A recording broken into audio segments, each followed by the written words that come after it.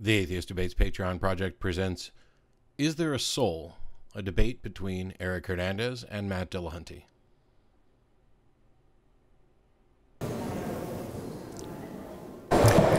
Good evening. Welcome to First Evangelical Lutheran Church here in Midtown Houston.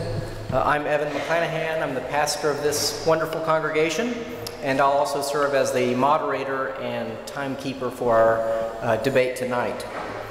Before we begin, yesterday I'm sure we all saw the news of violence in the name of religion in Paris, and it just made me thankful that we can come together in this nation and in this place and have civil discourse on topics like this. So never want to take that for granted. At least I assume we'll be civil tonight. We'll have to see how the evening plays out. The biographies of the speakers and the format are in your program, and so I won't waste your precious time going through that. I'm sure you've already probably read through that. Does everyone have a program? I think we have enough, okay? The only thing I'll add to the format is that it's standard in these events that the person answering in the affirmative goes first, and that's why Eric will be going first, because he does believe that human beings have souls. A couple of housekeeping notes quickly. One is, I like to have a general survey of who's here. So who would say that they are Christian? Okay. And who would say that they are anything but Christian? Okay, I'd say it's about half, maybe 51-49, something like that, okay? Now, who heard about this because you're on our email list and you were reminded or told about this event? Oh, hardly any of you. That's totally ineffective, okay? Who heard about this because you know Eric and you maybe follow him on Facebook? A lot of you, okay? Or who heard about this because you follow Matt on Facebook? Okay. And who saw the ad on Facebook? A couple. Oh, a couple. Okay. All right. Good deal. Well, I'll keep running those then. We're not going to have an intermission tonight. We're going to have about a 1-minute, 2-minute break maybe after the presentations and rebuttal as we get ready for the cross-examination, just to set up the cameras and things like that. The bathrooms are behind me. That's really the best place. So just come down the aisle and work your way over to that door. If you need to use the restroom, you might go ahead and do that now if you want to do that. There will be a reception after tonight, so please do stay. You can have some debates of your own. Everyone raised their hand, so you should know what your neighbor is. So feel free to stay and have some snacks after the get-together tonight. If you are able to make a $5 donation for the cause, wonderful, thank you. If you weren't able to do that and you still want to, we can take credit and debit cards, and we can do that at the reception as well. Just so you know, if you have a moral aversion to giving money to the church, it's all going for the event tonight. We're not getting rich off of it or anything like that, I promise. Inside your survey, or inside your program is a survey. I don't know if it's possible, but I'd love to get that information. Let us know where you are at the start of the debate and where you are by the end of the debate, or at least by the end of the cross-examination period. After the cross-examination period, you can turn in the survey and the questions that you have. Please write the question legibly. I won't be able to sort of sort them out on the fly, especially if I can't read it. So please do write legibly. And hopefully our ushers are going to be able to give us some survey results, and that'll be the last thing we do before you leave tonight. Also a shameless plug for the podcast and radio program that's mentioned in your program as well. I hope to have this debate put out as a podcast through that, and other topics that if you're here tonight, you might be of interest to you. And finally, this is part of an ongoing series we call First Word here at First Evangelical Lutheran Church. If you want to just be informed via email of future events, lectures, and debates, just let me know that on the question card or something like that, and I'll go through each one and add your email to the list. And I promise you'll only know about future events like this. So without further ado, on the question, does the soul exist, I'd like to ask Eric Hernandez, our affirmative speaker, to begin with his 15-minute presentation.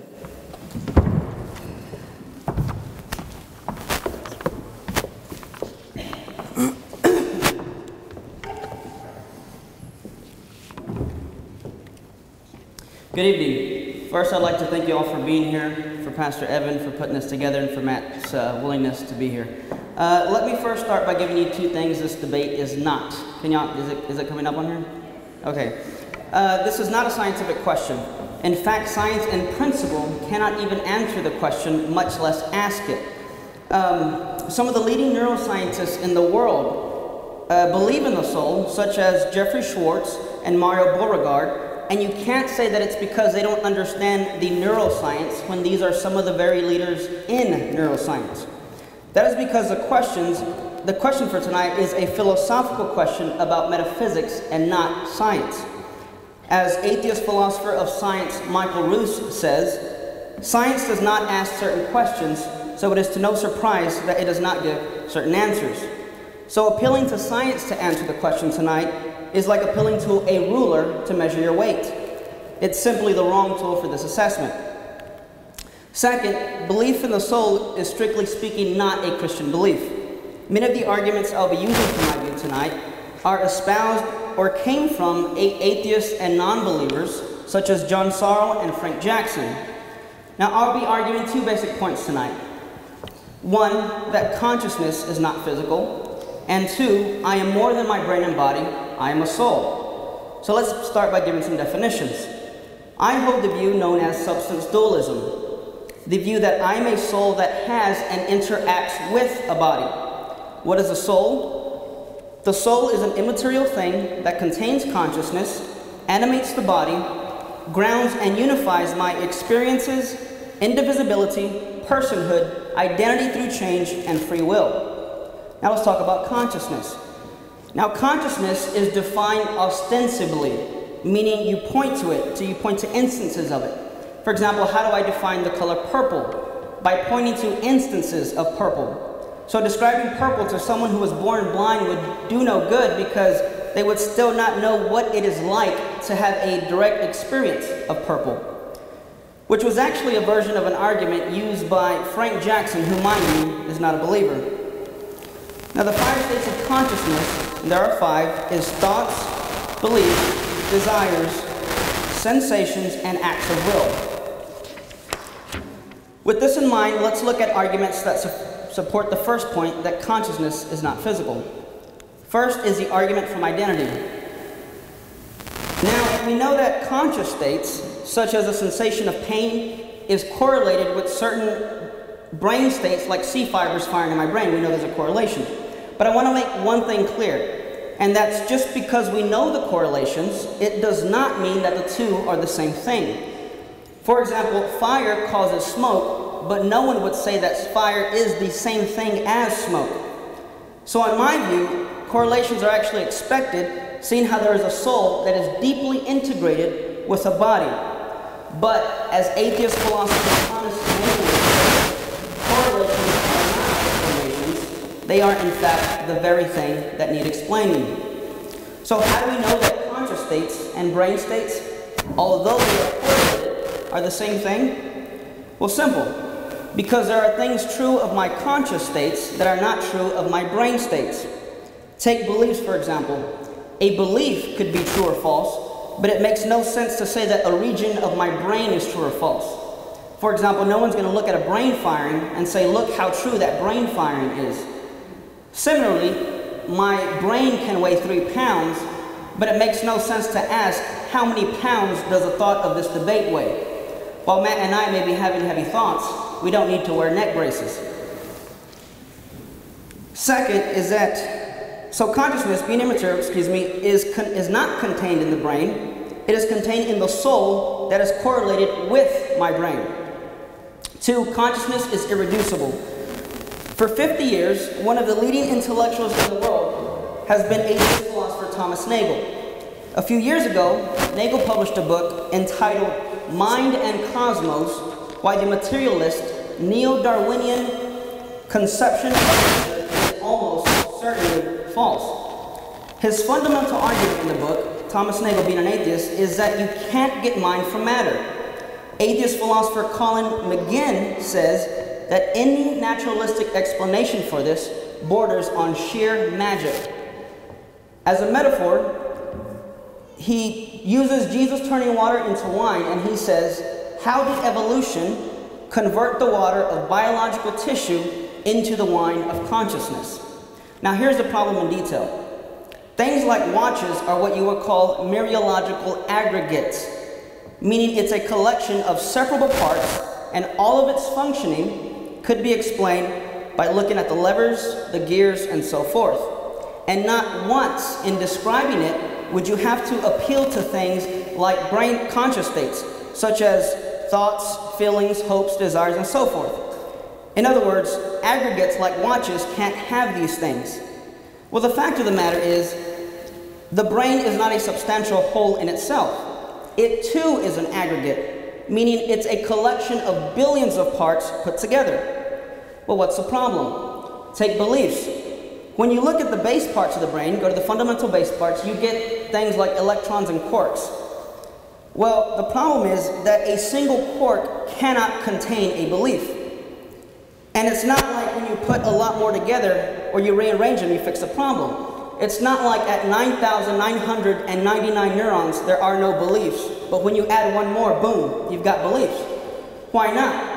Well, because if a single quark cannot contain things like beliefs, then putting more together and rearranging them does not give you beliefs.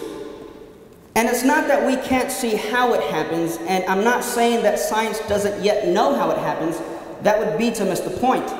Rather, it is that trying to understand how it could happen would be like trying to understand what it would be like for the color blue to weigh 5 pounds. This is simply a category fallacy.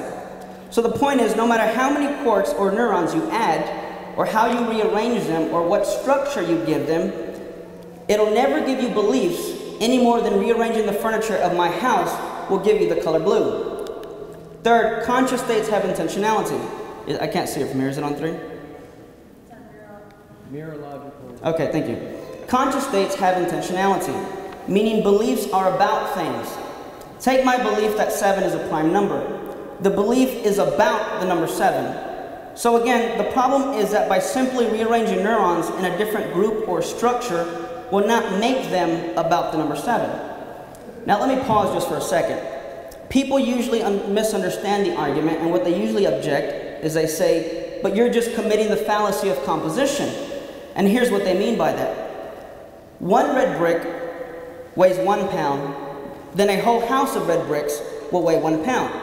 But that's not at all analogous to what I'm saying. What I'm saying is more like this. Say there is a whole house of red bricks, and in the end you will still get a red house. And simply rearranging the bricks into a different pattern or structure will never give you a different color. So rearranging my neurons won't give you beliefs any more than rearranging a red brick house will give it the color blue. Fourth, consciousness is a unity. Similarly, we know that when a person looks at an object, when a person looks at an object like a table, the brain doesn't treat the awareness of a table as a unity. This is because different regions of the brain process different aspects of the object. And there is no region of the brain that puts the object back together into a unified whole. Now, why is that? Well, because for this, you need something that grounds all of your experiences into one single substantial subject that owns these experiences in order to have a unified visual field.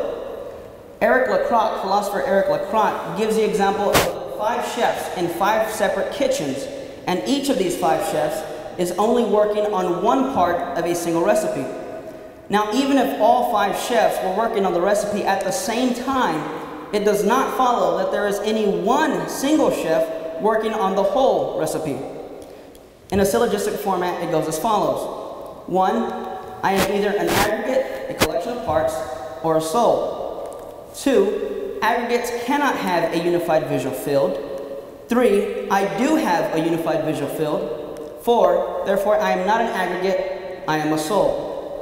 Now let's look at my second point. I am not I am more than a brain and body, I am a soul. The first argument is the indivisibility of personhood. 1. A physical object can be divided and come in percentages or degrees. 2. I cannot be divided. I am an all or nothing kind of thing. 3. Therefore, I am not a purely physical object. I am a soul. Let me illustrate. If I were to take this table and cut it in half, I would get 50% of a table. But the same cannot be said of a person, because personhood is an all or nothing kind of thing. You can't be divided. Numbers, for example, are the exact same way with respect to being even. The number 6 is not more even than the number 2. Evenness is not a property that comes in degrees. It either is or it isn't. Now, it's true that some operations have been done where they've actually removed 55% of a person's brain, or Dandy Walker syndrome, where a person is only born with 10% of a brain. Now, the point is, you don't have 90% of a person after this. You still have a full person. They may lose functioning, but they do not lose personhood.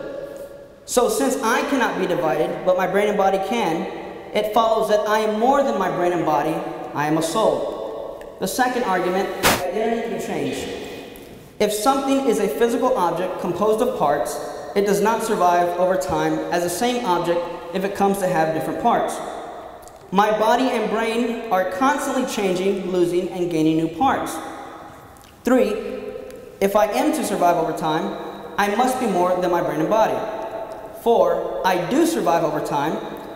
Conclusion, therefore I am not my brain and body, I am a soul. Let me illustrate again.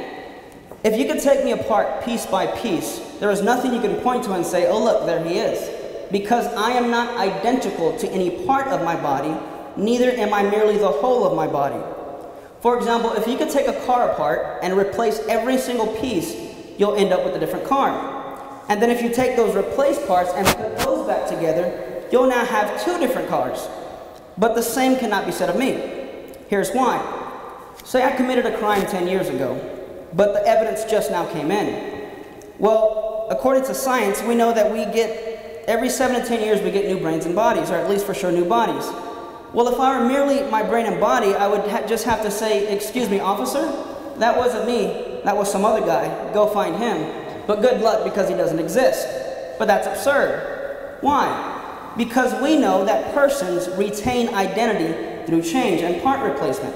Therefore, it follows that since my brain and body are constantly replacing parts, I am not my brain and body, I am a soul. 3, the argument from free will. 1, I am either a soul or a physical object.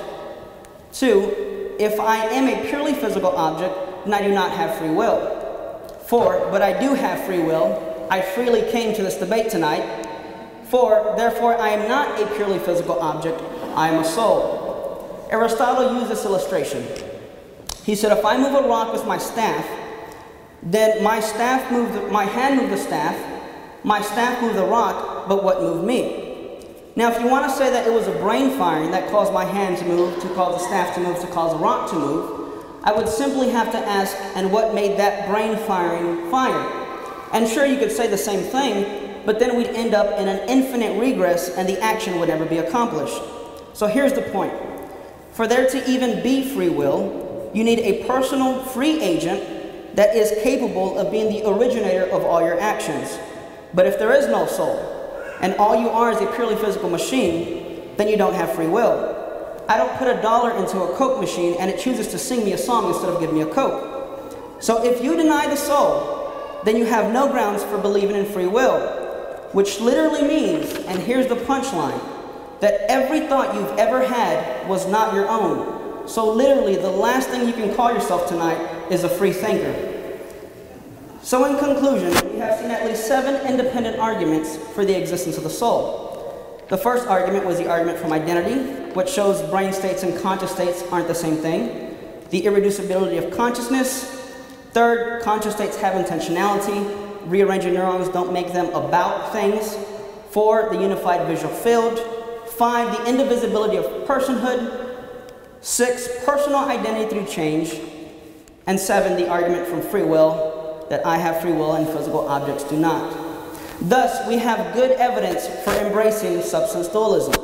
If Matt wants us to believe otherwise, then he must first provide a case for his own, and in his rebuttal period, give me valid, sound reasons why he rejects my position, and until he does that, the rational person is well within his rights in embracing the existence of the soul. Thank you.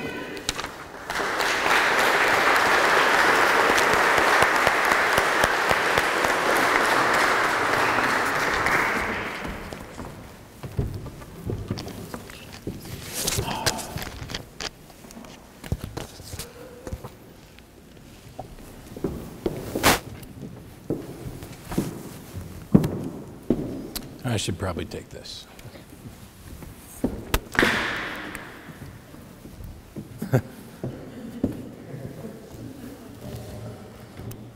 All right, thanks everybody for coming. I appreciate the invite. And on the subject of donations, before I get started, in addition to you may not want to donate to a church, they paid me, so it would be a good idea to donate. So I remember a story when I was a kid of a relative whose grandmother had died, and she went to bed shortly after the funeral or sometime after she died, and in the middle of the night she had what she thinks is a visitation from her dead grandmother. And she woke up a little while later and found a, grandmother butt-shaped dent in the sheets. And so her conclusion was that this really actually happened. It was enough for her to believe in a soul, in an afterlife, in all of the things that she had been taught. But there were other people in the family who disagreed on various points. Some believed that this was a dream, and maybe it was a dream that God sent, to comfort her, that there wasn't actually a visitation. Others said it couldn't possibly be a visitation from her grandmother because souls go to heaven and that's where they stay, because God's not the author of confusion. He wouldn't confuse people by sending ghosts around. And souls don't have mass to disrupt the bed, so clearly that was another miracle from God, or coincidence. And all these explanations were based on biases and rationalizations. They were looking for an explanation that was sufficient to explain their observations, but they didn't really care whether or not it was necessary. Anytime you come up with something as a proposed explanation for an observation, in order to say that this is the case, you need to demonstrate that it is both sufficient and necessary. And so when we talk about why is there something rather than nothing, well, the gods that may have been invented to serve as explanations for those, of course they're going to be sufficient causes. They were manufactured to be sufficient, but there's no demonstration of necessity. And similarly, we can say the same thing about many of the ideas to souls. Now, we can't disprove the story. I can't prove to you that she didn't see her grandmother. I can't prove that she did. And so the only thing that I can say is I believe that she had an experience. I'm just not convinced that her interpretation and the conclusions that she reached about it are correct. What if we had hundreds or thousands of those stories? And we do. Would that be enough? These anecdotal accounts that we can't investigate and we can't confirm, appeals to causes that are sufficient, but with no demonstration that they must be the case, that they are the cause to the exclusion of other possibilities. No amount of anecdotal evidence is ever going to be sufficient to justify something that there's no observation of.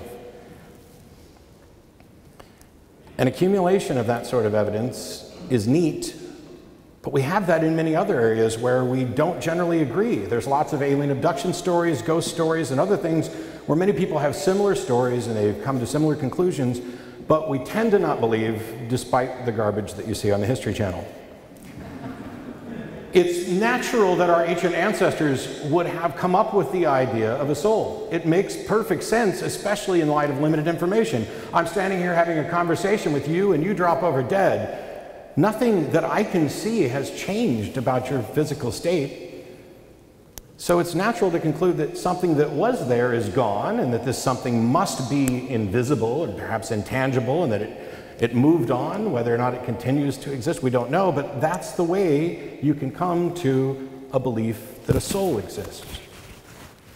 It's not a stupid belief by any means. It's hung on for a long time. Even when I think, and I've said before, that the idea of a soul is the most dead concept in all of theology. The soul's attributes, Eric already listed a bunch of them: personality, memory, desire, animative control of the body, communication, compassion. Essentially, it's the proposed immaterial mind that inhabits and controls our body, the ghost in the machine. And it leads to beliefs, or is part of beliefs tied to those, about afterlives and reincarnation and ghosts. And humanity is completely inconsistent about what it believes with respect to the soul. It believes in a soul, but not necessarily reincarnation. Some do, some don't. It believes in a soul, but not necessarily ghosts roaming around or visiting people. Some do, some don't. It's hard to get a clear definition of what the soul is, other than we need a label for all of these things that we don't have an explanation for, these things that make us us. It seems that each individual accepts the portions of the soul claim that fit with either the religion that they're in, the religion they were raised with, or what their personal beliefs have come, with no offer of solid evidence for the claim. Now, when I talk, I do a lot of debates about, does God exist? And people get frustrated because I defend kind of a weak atheist position or an agnostic position, because the burden of proof is on people claiming that a God exists. And the answer is either I believe it or I don't believe it. That's it. And I'm arguing typically that there's not good reason to believe it. When it comes to a soul, not only do I think that there's not a good reason to believe it, I think we're starting to learn more to the point where there's good reasons to believe that it's probably not true. If you go on Google and do a search for, and you probably won't be able to spell it, but some of you could, V.S. Ramachandran is a neuroscientist, and if you do a search for V.S. Ramachandran split brain, you'll find an interesting conversation that he had at the Beyond Belief conference in 2006. Split brain patients are those who have had the corpus callosum severed so that the two hemispheres of the brain can't communicate with each other. And in one of the studies, in one of the cases where he did this, essentially what happens, despite assertions to the contrary, is you end up with two people. Two distinct personalities that identify individually and communicate independently, who can have knowledge that the other half of the brain does not have. The right hemisphere can't talk, but it can communicate using the left arm because the right hemisphere controls the left side of the body. The left hemisphere can talk because that's where the vocal centers are at. And so you're able to actually communicate independently. We can also do with the eye swatch. There's great studies on this where somebody is shown two pictures while they're staring at a central dot, and one side of the brain knows one picture and the other side of the brain knows another, and we can test this because of what they draw versus what they say. It's amazing. This should have, to paraphrase Ramachandran, this should have thrown shockwaves through theology and philosophy, but as I think we'll find out a little later, it's difficult to shock them when they try to claim that this isn't a scientific issue. So there's lots of studies on these split brain patients that have produced all kinds of interesting results. The two halves work independently, can be given information independently. Literally one half knows things the other one doesn't. And you can watch videos and studies of these patients, and you can read the scientific research, and we don't know everything about the mind. Some might say we know barely anything about the mind, but we do know enough about some things. There were studies where a man would attack his wife with one arm while defending her with another. In another study, a split-brain patient would put a cigarette in their mouth with one hand and the other one would grab it and throw away. And in the study that Ramachandran cited, one half of the brain identified as a theist and the other half of the brain identified as an atheist. That's weird. So, this idea that there are disembodied brains that survive our death is strange. I find no supporting evidence for it, which is why we end up going into philosophical arguments about free will and irreducibility, or irreducible reductions to infinity. But we can investigate the claims of manifesting phenomena within reality, but not supernatural causes or explanations. So, because I don't think that was really clear, if somebody claims that this phenomenon that we observe is caused by something supernatural, science can't investigate the cause until you give us a mechanism by which we can investigate the supernatural. But it can investigate the manifestation. And this is what we must be talking about in all cases, are manifestations in reality. And if there's a soul that pilots a ship, a brain, That's a manifestation. It's giving instructions, it's doing things. And so we can observe those things and find out. And what we find is that all of the attributes that are attributed to a soul, apart from its ability to leave the body and go somewhere else, are identifiable as functions in the brain. And we can study people with damaged brains to find out how and when and perhaps why these things go wrong. Alzheimer's patients who lose their memory, I'm sure we'll touch on that a little bit later. It's tragic. There are good arguments to be made that that's not even the same person. But you don't have to go to those common patients. You can go to the really brain damaged individuals whose personalities have been entirely reset, whose memories have been entirely reset. All of their wants and desires have been reset. Now, what happens in that scenario? If there's a soul in my body and I suffer great brain damage to the point where I have a different personality, I don't have my memories, I have different wants and desires, what now is the relationship between the brain and the soul? Surely the soul's not damaged too. But now there's a soul that's a godless heathen and a body that may not want to be. So can I save that soul by this body's actions? Can I compile more sin onto that soul? None of this makes any sense. And what it also shows is if there's a soul that's somehow not able to communicate through my brain, but I'm able to walk and talk and interact and make decisions, then clearly the soul is not required for any of that, which absolutely rebuts the claim that the physical cannot produce these sorts of things. We hear about near-death experiences and other claims. I don't know if we'll go into any of those tonight. But quite often what we're left with is anecdotes about, well, if there's no soul, then how can you explain X? Which is an argument from ignorance. Maybe the answer is, we can't explain X. Or maybe it's, we can't explain it now. But if you accept a proposed explanation, you've stopped all research towards what could be the correct explanation. So what happens when we die? It's a mystery, with countless attempts by religions to answer this. And none of them have any explanation because their answers don't have any explanatory power. They're attempting to solve a mystery by appealing to a bigger mystery. What is it that makes me move? Oh, it's a soul. What's that? It's the thing that makes you move. What is it that gives me this desire? What is it that makes me think this or like this? Oh, that's your soul. How does it do that? What's the soul? Oh, the soul is the thing that does these things. It's an explanation. It's a fiction that we seem to have invented to explain things that we don't have a good understanding for. Does the soul exist? Not as far as we can tell. There's no good reason to think souls exist and considerable reason to think they don't.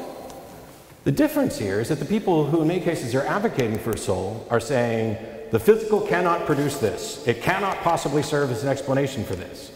And as Eric said earlier, which I probably should save for rebuttal, this isn't a scientific question. But what science is saying is not, there is no supernatural. That's not a declaration of science. Science doesn't say, there's no supernatural realm, stop, you're all stupid. That's not what science says. Science says, we're not able to investigate the supernatural realm if it exists, so we're stuck dealing with the natural world. And we can make all sorts of philosophical arguments and tie ourselves in knots, but the reality is, I have a brain, which we could cut open my head and examine, presumably, unless I'm some freak. And we can identify the parts of my brain that do certain things, and while we don't understand everything about it, we can tweak things and we can examine damaged brains, and what we discover is that everything that's been attributed to the soul, your personality, your memories, these are all things that are actually malleable and functions of the brain. Consciousness is a big mystery. Daniel Dennett wrote a book called Consciousness Explained, and the critics said Consciousness Explained Away was the criticism they gave of his book. But the fact that we don't necessarily have a good answer or an answer that appeals to everybody doesn't mean that we should just accept an answer that's coming from philosophical realms and theological realms. It is a scientific question. If there's a soul that interacts in any way with reality, then by definition, that interaction is detectable and identifiable. And from what I can see, all we've done is take these things that we don't understand, lump them into a little ball and say, yep, this is what we're going to call the soul. We've mislabeled things throughout our entire history. I think it's best understood as a misexplanation because we're weird. Consciousness is weird. We're strange beings. We seem like we have free will, whether we do or not, which is another argument and point of contention among philosophers. I seem to be this thing. I feel like I live somewhere in my head, looking out through my eyes, experiencing things that way, and that's the way it feels. And so the best description I can come up for that, since it clearly can't just be my brain, well, why not? How have you shown that it cannot possibly be just a brain when all of the evidence points to the fact that it is? Damaged brains act differently. When a brain ceases to function, so does everything that we identify as a soul, which is why the explanation for the soul has it magically departing the body then, because now there's nothing left to examine. This is noisy. Could you help me if I'm off on the slide? If I'm off on the slide, could you help me do that? I'm sorry? You want to do a clarify? Yes, please.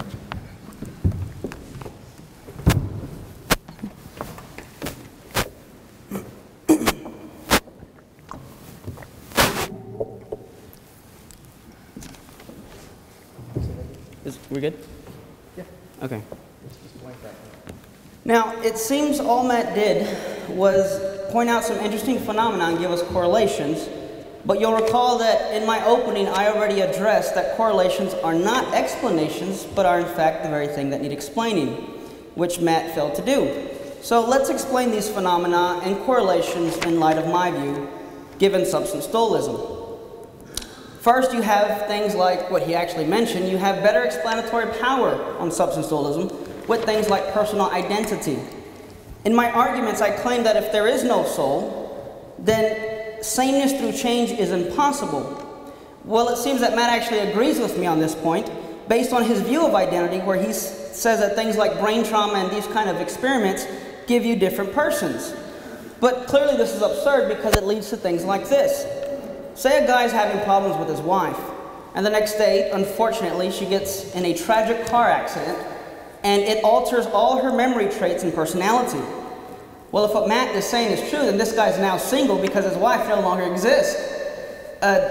Married men don't get any ideas, and ladies stay away from people who think this way because this is a false view of identity. B, it explains interdependence. The leading expert in the world, his name is Stanley Klein, who is a non-believer, said it is ridiculous to think that memories are in the brain. He says they have to be in the soul. He says the brain is like a CD, and when it has grooves in it, and when placed in the right retrieval system, you'll get your music. However, if the CD is broken or scratched, much like if I have a defective brain with Alzheimer's, then you won't have access to the music. But clearly a broken CD doesn't mean broken music, and it doesn't mean that new songs emerge. See, change presupposes sameness. When an apple goes from sweet to sour, it underwent change and its properties, but clearly it's the same apple. That is because for there to be real change, there has to be something that underlines that change and remains the same through the entire process. So a person who undergoes a traumatic event doesn't become a new person, but merely loses aspects about themselves that they once had. Otherwise, on Matt's view, you get people popping in and out of existence. 2, you have better predictability. A, you would expect functional dependence, which he gave us a lot of good examples of. When I play guitar and a string pops, I lose guitar functioning, even if I'm the world's best guitarist. Similarly, if you mess with my brain or damage it, I will lose bodily functioning. But this does nothing to prove that there is no soul any more than a popped guitar string proves that there are no guitarists. B, you would expect two-way causation. As philosopher John Sorrow said, consciousness has a real effect in the world. If there is a soul, then we would expect to see causal power over the brain and body. Now this brings us into the fields of neuroplasticity and cognitive behavior therapy.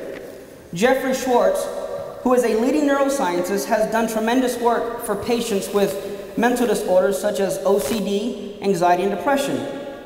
He specializes in what is called cognitive behavioral therapy. Now, what this means is that you can literally change your brain chemistry simply by changing the way you think. As Dr. Kurt Thompson puts it, nothing in the brain changes without neurons changing. So, if I want to engage in a new discipline and fix bad habits, that would require the redirection of my neurons, and by simply thinking differently, I am able to cause that redirection of my neurons to undergo a new functional connection in my brain that was not there before. This is called neuroplasticity. And this is all possible only if, as Jeffrey Schwartz put it in his book titled, "You Are Not Your Brain." Now, for the naturalist, an alternative to dualism is what is called physicalism, which is a view it seems that Matt seems to be espousing. However, he hasn't expressed which of the 5 types of physicalism that he holds to, which is a rather odd thing to leave out in a public debate. Nonetheless, physicalism is roughly the view that consciousness, whatever it is merely a physical function owned by the brain and body. So let me just mention 2 things that follow from this view that is known to every naturalist, regardless of which of the 5 they take. First of all, if physicalism is true, then, and this is actually David Hume's position, there is no enduring I or self. According to physicalism, much like a baseball game, you don't move through time, rather you're just a collection of time slices. For example, in baseball, the first inning is not in the 9th inning, and when the first inning is over, it ceases to exist, and the next inning comes to be. So under this view, A, you don't exist from one moment to the next. B, there is no enduring self who was, is, and will be the owner of all your experiences, fully present at each moment of time. However, if you are the same person that walked into this debate tonight, then physicalism is false.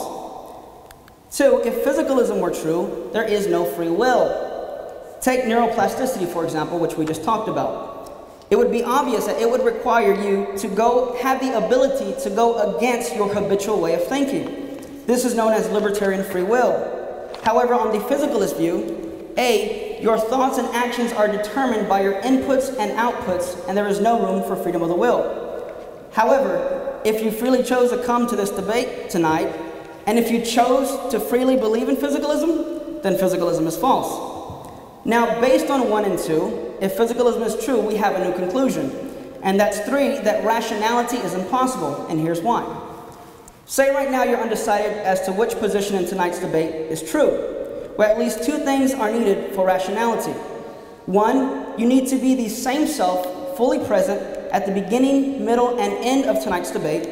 And 2, you must be free to think about the arguments, weigh out the evidence, and then freely come to a conclusion. Now, based on this, in summation, if at the end of the night, someone tries to come up to you and tell you that they have freely and rationally came to the conclusion that physicalism is true based on the evidence and argument that Matt presented, then ironically, that alone would prove that physicalism is false. Thank you.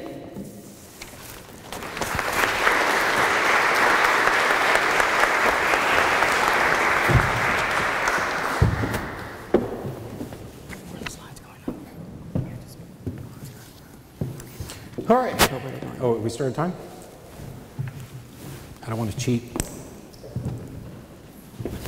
So there's a lot of stuff that we got to. I'm not going to do an entire debate on free will, other than to point out that there are a lot of people who don't think we have it, and even some of the people who do definitely don't think that we have libertarian free will. Maybe we can have some questions about that. But he's pointed out that I failed to explain, I failed to offer an explanation for these observations that he explains by appealing to the soul. And I don't think that's completely true, because as I pointed out, there may not be an explanation yet. Saying you have an explanation and that your explanation stands until somebody can give a better one doesn't make your explanation true or rational, not remotely. He said that the science that demonstrated that there were 2 people there functioning independently with different likes and preferences, one of them a theist, one of them an atheist, was absurd. And yet he appeals to all sorts of experts that he seem to agree with him. But the big question was, if you're the same person that walked into this debate, then physicalism is false. And I would argue that what we're really talking about over and over again is a matter of identity. And there's a lot of really good examples. He used one about a car. And the problem is the labels that we put on things is how we identify them. But we're not necessarily good at doing that. I would argue that you're not the same person that walked into the debate tonight. As a matter of fact, I would argue that whether physicalism is true or not, it is absolutely impossible that you are the same person who walked in, because you've had experiences here that you didn't have before. Set aside whether or not how many atoms have changed in your body or anything else, you have clearly had some experience that has changed you. Now, whether or not it changed the soul, I can't say, because I don't know anything about a soul. I don't have any way of investigating it, but your brains are different. Now, how much different? I don't know. It may vary between you. So, the assertion that the physical cannot prove this is something that Eric's made. And I don't know how you can demonstrate, because you're basically making a universal declaration that it is impossible for the physical to produce this. And that's what the entire foundation of his objections are. The physical world cannot produce this. Look at the assertions that showed up at almost the top of each slide. It was just a bald assertion. Physicalism can't do this. How do you know? How did you demonstrate that this is impossible? This is why so many people try to avoid an actual scientific discussion about this and go to a philosophical discussion, because philosophically, as much as I'm a philosophical nerd, you can prove almost anything. And if your only requirement is that your explanation be sufficient, congratulations. Universe creating pixies created the universe. It's sufficient. Brain creating pixies created brains, and they did so in a way so that it can produce all of these effects that you're identifying as a soul, and they specifically told me this is what they did. So we can appeal to divine revelation as well, or pixie revelation if you want. The example about a bunch of red bricks, you can't rearrange them, you still end up with a red house. This type of problem here is, first of all, red bricks are red. You're only looking at one facet of it. Neurons are not like that. You mentioned neuroplasticity. We understand that the brain is not like a red brick. That neurons don't just produce neuron thoughts and thoughts about neurons. Consciousness, one of the most common explanations for it is that it's an emergent property of the brain, much that wetness is an emergent property of water. A single molecule of water isn't wet. But as you get more and more molecules, and I don't know how many, you produce this quality of wetness which doesn't exist in any single molecule. That emergent property is how the consciousness has often been explained as a product of the brain. But even if it's wrong, that doesn't mean there's a soul. Can't divide a person, 50% of a person. Well, I think we dealt a little bit with dividing it. I would say that each of the personalities left in those split brain patients are whole persons, because person can't be quantified. But you're not the same person. You don't have the same thoughts, the same interests. This labeling of identity. Oh, you're not the same. You change all the time. Yes. And so does the label. So there's this problem of, how do I know I wasn't abducted last night and that I'm actually a clone that aliens left? I don't. I can't prove it. I was asleep. Maybe we could have had a camera up, whatever, maybe they found a way to foil it. But this, whether it's me or a car, where we're constantly replacing parts, every time we replace a part, it's not the same car. If we're looking back at the original. But that's not the way we do things. Because the label isn't this specific car, it's my car. And if I replace the muffler, it stays my car. And if it gets a dent in it, it stays my car. Until I sell it. These are labels that we imbue things with. And my identity of who I am, I'm a different person than I was many years ago. I did things that I probably could have gone to jail for. And to use a part of his example, if they came up to me now, I would have no defense, because the way society views me is, you are the bag of meat that did this crime, and that's the only way we can practically label you, because we can't get into your head to find out if you're a different person than you were before. We can try to assess it, but the fact is, I'm absolutely a different person than I was then. There's no way I could do those things, at least not in the same way for the same reasons that I did them before. The label Matt Dillahunty has been applied to this physical body for 46 years, give or take. And it changes. We don't bother to change it every single second, because every moment, I'm getting a new memory of what I just said and what the reaction was and whether or not this person smiled, whether or not this person frowned, or whether they're playing with their hair or staring off into space. All this information fundamentally changes my brain. But it remains my brain because we're the ones doing the labeling. Appealing to some sort of transcendent, static labeling of everything is absurd when you live in a demonstrably dynamic universe.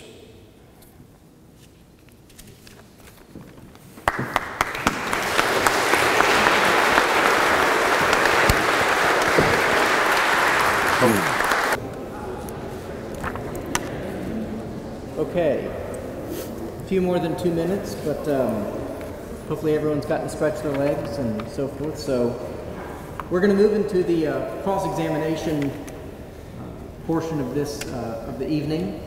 And so the way this will work is Eric again will go first, and Matt will go next, second.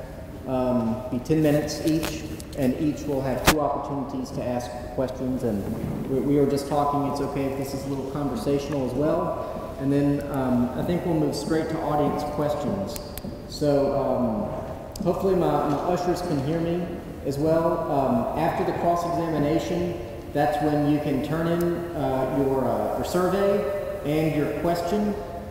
And again, just write clearly on the questions, on the questionnaire form so it can easily be read. And without further ado, let's begin the cross-examination. Eric, go ahead. All right.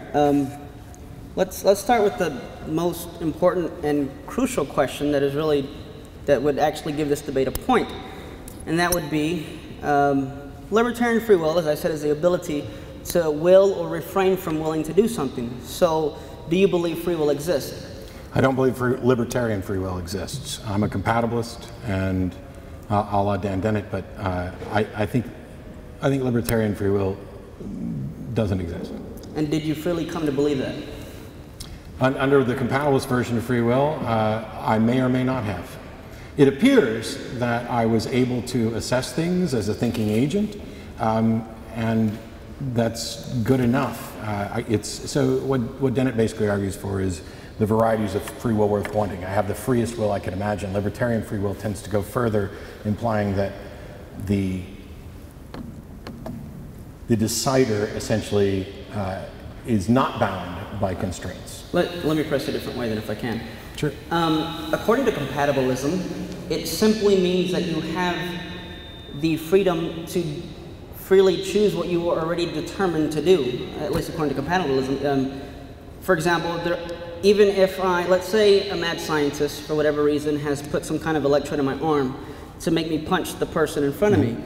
Now, I may actually want to punch whatever person that's in front of me. Sure. So even though I did it, I still could not have refrained from doing it. So even on compatibilism, there is still no free will that is at least necessary to make this debate meaningful. Well, so on compatibilism, my best example of how compatibilists view free will, or at least I do, I can't speak for all of them, or maybe I can, is it's about recognizing a difference between 2 things. For example, you could get up and walk out the door right now. Or somebody could pick you up and drag you out the door. There's a difference between those 2 scenarios, and whether or not you have libertarian free will isn't even relevant to those. Compatibilism is just identifying that there's a difference between actions taken by this thinking agent and actions unduly influenced or directed by another thing. I disagree. According to compatibilism, you are already determined to do something, but you can't will to do anything else. And that's the very point of free will. It's called dual ability. You have to be able to either at least will to do it or refrain from willing. So for example, even if someone did drag me out, I could still will to not be dragged out. So libertarian freedom, or any kind of freedom, all differ on the point, do you have the ability to at least refrain from willing or willing? So let me just ask it again then, do you think that everybody here could have not come to this debate tonight without anything else being different? Without anything else being different? Right. Absolutely not, under libertarian free will or anything else. If nothing else was different, then whether they willed it or not, they were going to come. So they were determined to come here. If everything was the same, sure. Okay, so then what you just said is something you were determined to say. You couldn't have said otherwise, or even believed otherwise. Which means you have no way to prove whether your beliefs are true or false, because no matter what, you're determined to believe them. You would admit that. I have plenty of ways to prove whether or not my beliefs are consistent with reality, which is the only thing that matters. Not if you're determined, you have to believe it. You have no choice. Whether or not I chose to believe it or not is independent from whether my beliefs are accurate, just as you being forced to punch somebody is independent from your will. My belief could be true whether I was destined to believe it or whether I willingly believed it. But again, you're assuming my position, and now you're thinking that you could see if it's true freely, and that you're not determined to believe whether it's true or not. In other words, you have to. No, I'm saying that I believe X is independent from whether or not X is true. Right. So it doesn't matter whether I was determined to believe X or whether I willingly opted to believe X. That is a separate issue from whether or not my belief is true. But you're admitting exactly what I'm trying to say, is that you're going to believe something whether it's true or not. I'm going to believe whatever I believe. That's the way it works. That's a tautology. You don't choose your beliefs. Beliefs are not an act of volition. Right, and we can get to that later. Let me ask you a different question. Are you responsible for the beliefs that you hold? Yes. So then you freely chose to believe it. You weren't determined to. And I don't I'm mean responsible in the sense that we hold me responsible. This is the way we operate. Where, I don't know, you might have been talking about a different responsibility, but... In other words, do you think, well, then we go in a circle, so let me just try it again. Can I ever act contrary to my desires? Can you ever act contrary to your desires? No. And did you freely desire to say that, or were you just determined to say that? I don't know that I felt a desire, but I certainly didn't act in contradiction to a desire. Right, and I don't want to keep going in circles. My point is, and I think you actually agree with me here, is that no matter what, this debate would technically be pointless, because no matter what either you or I say, everybody here was determined to be here, and whatever we say, they're going to believe regardless of what we say because of prior actions that happened. No, where do you get regardless? Even if it's all determined, maybe they will change their mind.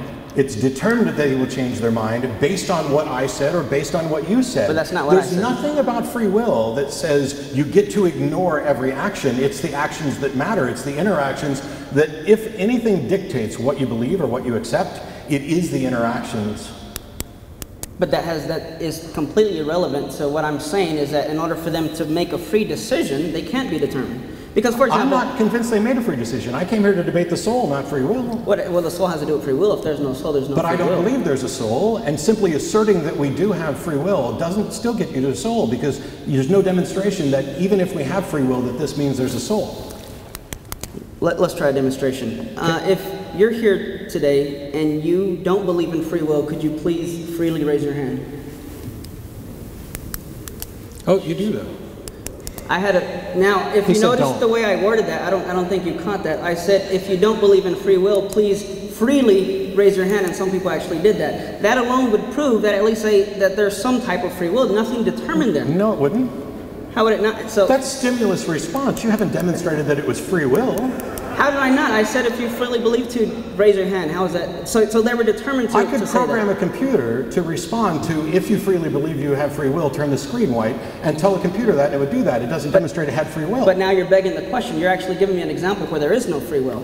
And that's the very question I don't know that there's not free will there yet. I'm just saying that this particular example demonstrates the problem with your example. You're assuming that a response to an action necessarily means there's free will, and I just gave you a counterexample that doesn't require free will, which is a defeater for your example. Because that counterexample begs the question. That's the very thing that we're trying to ask. Well, No, it doesn't beg the question. It's a counterexample. It's saying this doesn't have free will and could still do what you just said was required free will.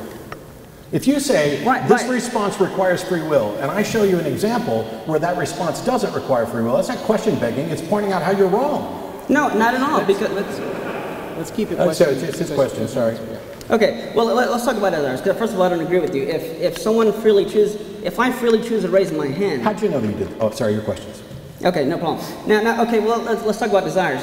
I can go against my desires because I can have every desire in the world to want to lose weight and get in better shape, and I have a desire to eat a cookie, but I can choose to refrain from that. Secondly, if I have conflicting desires, it is literally up to me to which desire I choose. You know, a lot of people wake up in the morning, you got to go to the bathroom, but you don't want to get out of bed. You have to choose between one of those two conflicting desires.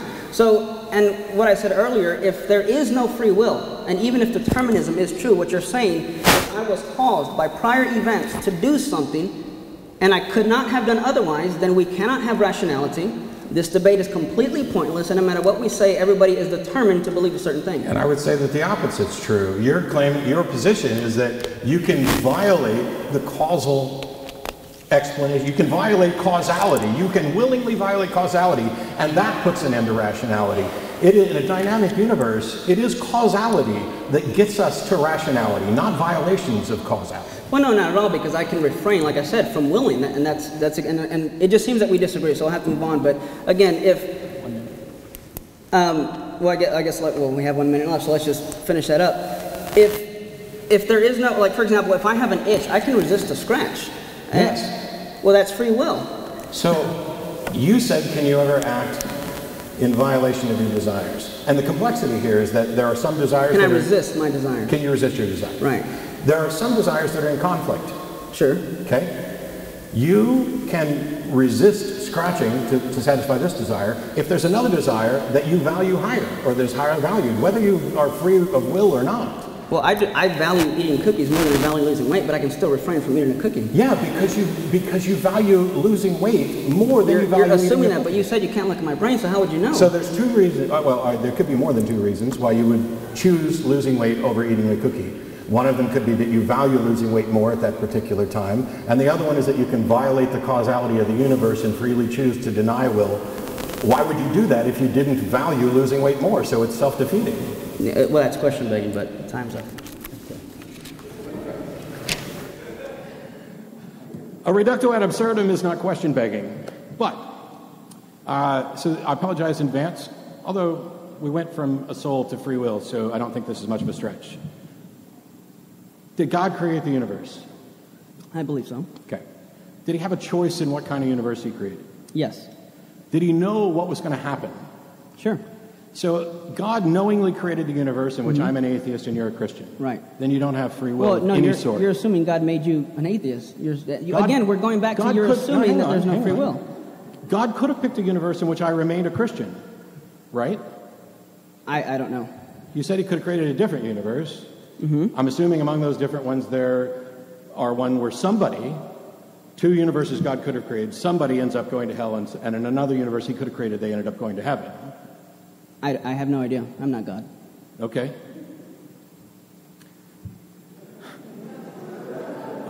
I wasn't expecting to be God. I was just, for the sake of I would have to know what God knows. Well, let me put it to you like this, because essentially you're asking about fatalism, all right? That if God knows the future, it's the old question about foreknowledge. If God knows the future, it's not just about knowing the future. It's about specifically creating this world from other options. What you're saying, you're essentially avoiding this. So. No, I was about to give you an answer. So let me just clarify, and then you can address it. Okay. Here's God. I'm God, and I can create two different universes. Sure. And they may be different. Okay.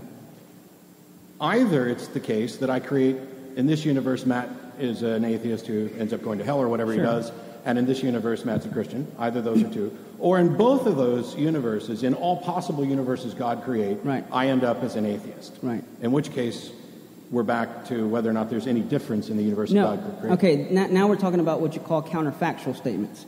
So let's say, hypothetically, here's a counterfactual statement. If Eric is rich, then he would buy a Mercedes. If Eric is not rich, then he would buy the car that I have outside.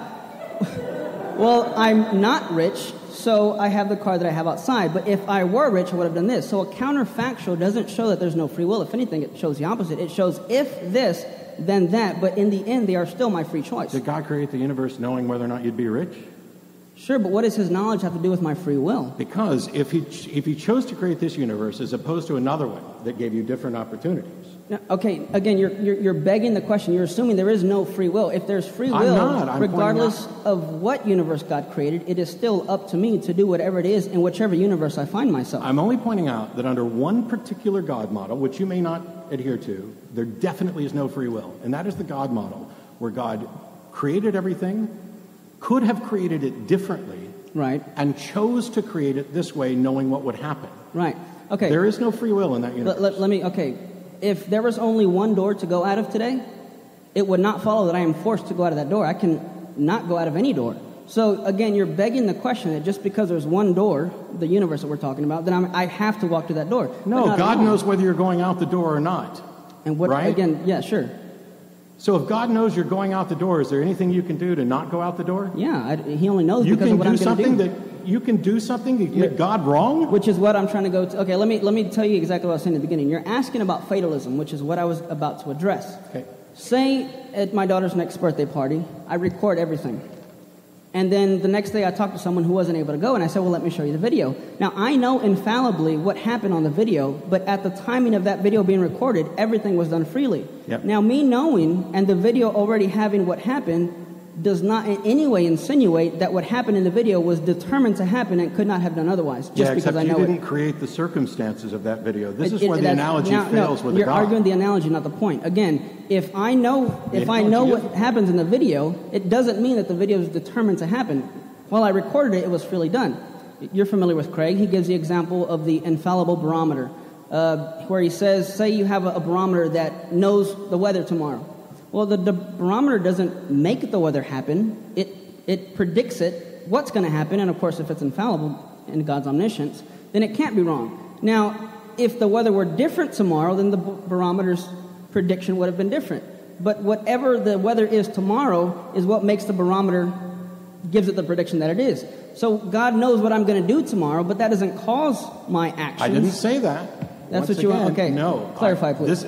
I specifically went to 3 prongs, which I'm going to move on after this, that there was a creation, knowing what would happen, and with the opportunity to create a different universe with a different outcome. Right. Your example of the videotape is you're watching it from outside. This is the common response that God is outside of space and time, sees it like a videotape.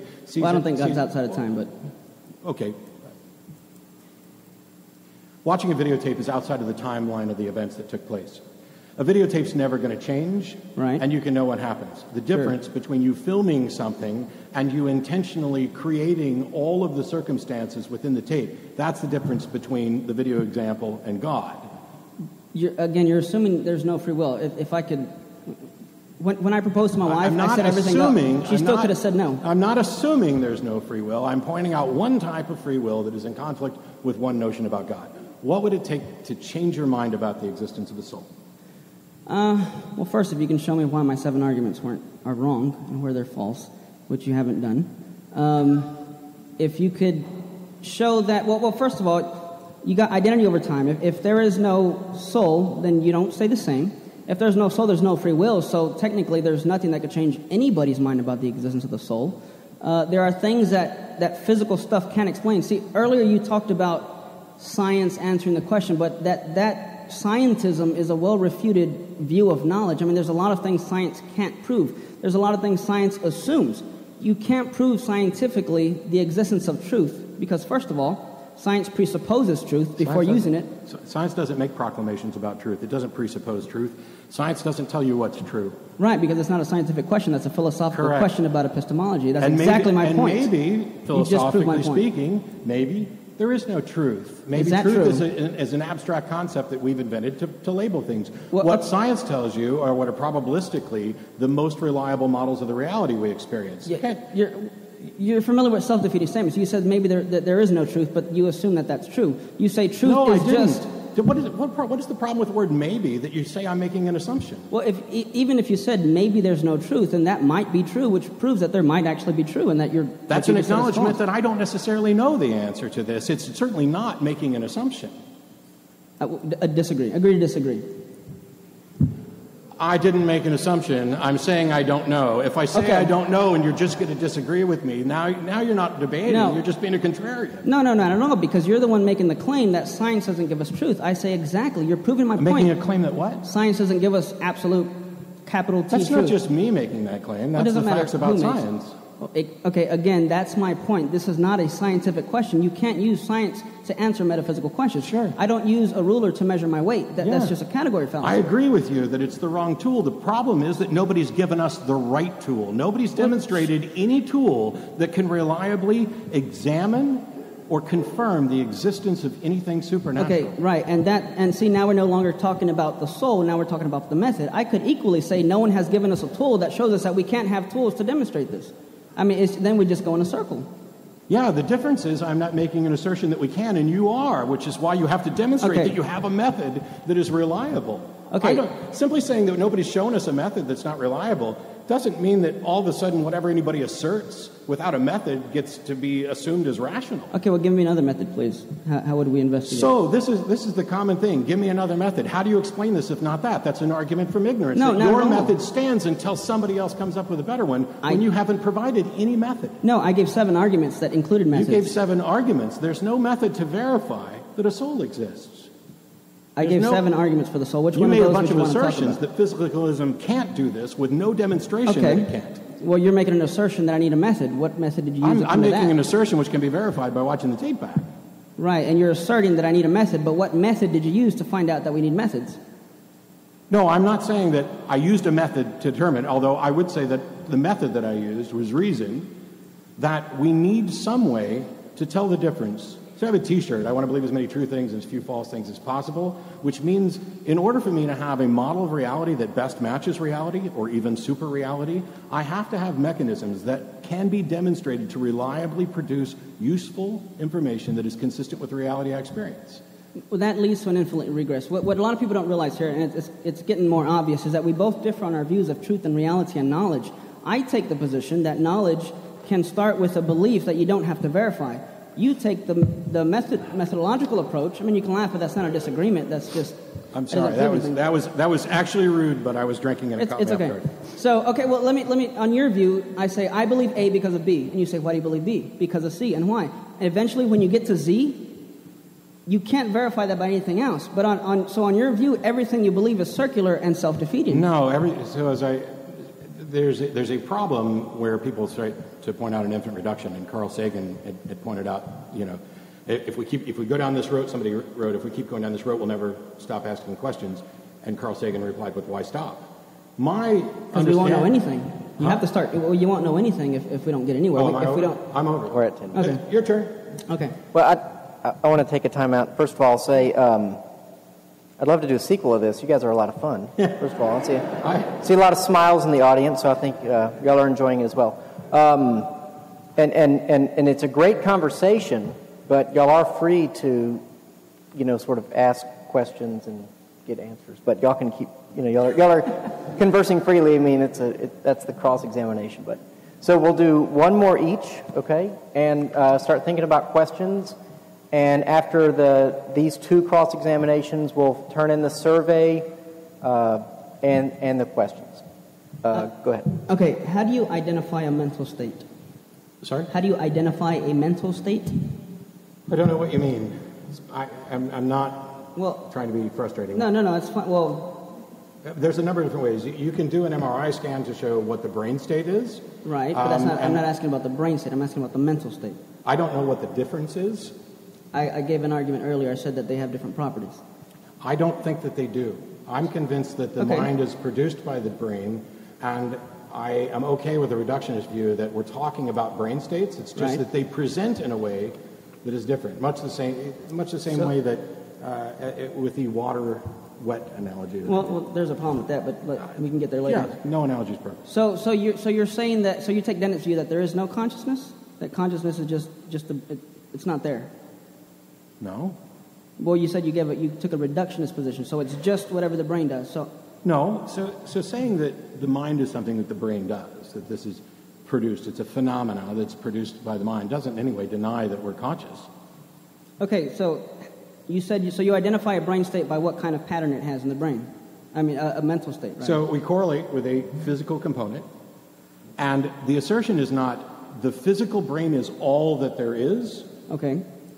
The position is the physical brain is all that I can identify, and the assertions that there are more can't be verified. So in order to know you're in pain, you have to look at your brain. Is that what you're telling me? I know I'm in pain because my brain experiences pain. There are pain receptors in the brain. But you said you have to look at it in order to know what kind of state you're in. I don't have to look at it on an MRI. So you feel it, is what you're saying. My brain feels it. I am my brain. Right. So you agree with qualia, and there's what I said earlier. There's a feeling to pain. So I disagree with the idea of qualia. That's exactly what you're describing. No, it's not. I'm talking about the fact that I experienced something. Qualia is the idea that there's something specific about the experience that is substantive almost in and of itself. And I'm with Dennett. I don't agree. I think qualia is a mindless concept. Which is why Dennett doesn't think consciousness exists, but you told me he did. Dennett's fine with consciousness existing. It was the critics who labeled his book Consciousness Explained Away because he talked about consciousness in ways that demystify it. He would still recognize that we are aware and thinking agents. Him and John Searle, who's an atheist, who actually refuted lots of what Dennett said. And in fact, he does. He says, look, Dennett himself says, I'm going to shake your view that you think you know what consciousness is, you think we can believe it, let me show you how you can't. So he actually does away with it. Yeah. In arguments these are exercises that take place all the time. How about instead of me citing Dennett and you citing Nagel, we just talk about what I believe? Well, you agree with him, though. That's what I'm asking, and that's the point. I know what he's saying. You haven't really given me too many assertions. So can you tell, let's say you're in a room, and you and another person in a room, and I say, can y'all both point to the red ball? And y'all both point at the red ball. That alone, a behavior and a mental state, wouldn't determine that y'all are actually both seeing the color red. Would you agree with that? You didn't say anything about red, so I don't know. I said a red ball. A red ball. Right. Are we actually seeing the color red? I mean, based on your... I would say that we have evidence that we are both identifying the same object as a red ball. Right, but for all you know, he could be seeing blue instead of red. Right? Well, if you said point to the red ball, and he pointed to that ball, then he doesn't seem to be seeing blue instead of red. Well, no. In other words, he could have inverted qualia. Like, for example, everybody knows about what color is a dress, right? Everybody was looking at the same dress but saw different colors. Sure. So someone could see the same thing and... Actually, that's not quite true. So I'm not convinced that people saw different colors. People interpreted it as different colors. Which was seeing a different color. Is it? Yeah. So colorblind people just didn't see? Now you're begging the question that you need color to see. I never said you need color to see. You know, offering counterexamples is not begging the question. Begging the question is a specific fallacy to an argument that is circular, that contains its premise at the beginning. That's like me saying, well, if there's no God, then why does God exist? That's begging the question. You're saying, well, if you need color to see, then how come blind people see? I never said you need color to see. I'm saying you could see the same thing, and it could be a different color for me than you. I was pointing out that I think they interpreted the color differently rather than seeing. Seeing is what the eye does, the cones, the rods. It sends a signal to the brain, which is interpreted as different colors, which is why you have optical illusions where you can show something that these two colors are the same, but when you put a bunch of other colors around them, they look very, very different. But my point is you're still seeing color. Well, if it's in the brain, then you would have to be able to open up your brain and see the color blue or red, but you don't think that the color blue or red is in your brain, do you? You would have to open your brain to see it. No, I'm saying you could. If you said that red is... when I see red, you're saying it's in my brain. Then I should be able to open my brain and see the color red. You don't have to open it. You can put yourself in an MRI. And you can tell when somebody is looking at red versus another color. How? Because what you're implying... certain implying... parts of the brains light up for different colors and different experiences. Okay. We don't know everything about it. But even if we couldn't do that at all, that doesn't mean that your case is right. But the fact is we can. We can put somebody in an MRI, we can study their brain states, and correlate them with certain experiences. And here's the irony in what you're saying. In order to even know what correlations there are, you had to ask the person. Because if it was just a physical thing like you're asserting, then I could open up anybody's brain and see what they're doing. But the only reason I know what they're doing by correlation is because whoever first did the test had to see what they were doing and say, hey, what are you thinking of? It wasn't by looking at the brain. You don't have to ask them anything. How? Okay. So you sit somebody down and you put them in front of a screen. Right. And at different time intervals, you flash a specific color and you map what happens on the brain over and over again. Well, no, that's, again, and I know you don't like this, that's begging the question because you're assuming that what they're seeing, the color they're seeing, is the same color you're seeing. I'm not assuming that at all. My point is that just because someone has a certain function and behavior and a certain brain pattern is not sufficient to determine what conscious state that I'm in. On your view, you're asserting as long as they do the same function and the same pattern, it's not true. John Searle, he gave the Chinese room argument. He said, if I were in a room and someone passed in, let's say I'm in a room, I don't know a lick of Chinese, And I have this rule book that says when someone passes in this squiggle squaggle, send out this note that says squaggly squiggly. Well, the person on the outside might think when I become so good at this that I am fluent in Chinese, but the fact of the matter is I don't understand a lick of Chinese. Correct. So what John Sorrow, who's an atheist, who disproved this behaviorism theory, said just because you imitate function does not mean you have understanding. What you're saying Correct. is the function, well, then you just refuted yourself. Because that's no, what I you're didn't. saying. I'm talking about experience and identifying brain states that correlate with experience. It has nothing to do with the Chinese room or what the person understands. Yes, it does, because you're saying that if I'm seeing blue and they're seeing blue, then that must be blue. You're assuming that they have the same brain state. I actually never said that at all. Okay. What I said was when you said point to the red ball and two people pointed to the red ball, No, what can we conclude from that? Two people pointed to the same object and identified it as the red ball. Right, well, it says nothing about consciousness. At least I what didn't they're say saying. it did. You're the one that's on about So what are you saying tonight? We came to debate. Take positions. I came to debate whether or not a soul exists, and my contention is that there's been no reliable demonstration that a soul exists. There's been no method shown by which we can verify a soul, and all of the attributes associated with the soul, apart from its ability to leave the body. No, I never gave any of those arguments. So that wasn't my position. I know. You asked me what I came here to do. I'm telling you what my arguments are. That's not an argument. That's attacking an argument I didn't give. That's a straw man. That's a fallacy. You're attacking an argument I didn't give. No, if I'd said that my arguments rebutted yours, no, I didn't say that would have been either. a straw man, but I didn't say that. I came here and I presented a case and I talked about the science behind it. That's not a straw man just because I didn't address your points, other than I'm convinced that they were founded on assertions. Right. Well, I think we're talking past each other, so let's try to get back on the same page. What I'm saying is that in this debate, your position is that you haven't been convinced that there's a soul. I haven't been convinced. I don't see any way of being convinced yet. Somebody would need to demonstrate that. And I'm actually convinced that it's unlikely based on what we know about the brain. And what arguments would you have for that? Because if I'm not going back through what I presented earlier on. Well, you didn't. I already rebutted that in my rebuttal. You didn't rebut it. I talked about a split brain patient. Right. And you just flatly asserted that can't be two people. You called it absurd. The scientists disagree with you. Well, and what we label as a person, individual experiences, information, interactions, that all of the things that we label as a person, apart from the meat sack that they're in. No, I disagree. Personhood is not a scientific question. To define a person, you don't look at the physics, because I can lose functioning and still be a person. So again, you're assuming that it's all physical. You're assuming that we define personhood by scientists when this is not a scientific question. You don't ask a scientist a metaphysical question. These are philosophical questions. Personhood is not defined by what I do or by science. I'm not talking about personhood. I'm talking about how we tend... No, I'm not. I'm talking about not a philosophical personhood. I'm talking about how we tend to label individuals. Which you said we shouldn't label things, though. I didn't say we shouldn't label things. What? I said we're bad at labeling things. We're bad at looking at the scope of things. Was that a bad label that you just gave then? It may be. But somebody would actually have to demonstrate that. Right now, I think it's a really good label, because if we're talking about this is an entity, this is a thinking agent, and it is distinct from this other thinking agent because it has different knowledge, different information, different interactions, different desires. Right down the line, it's different.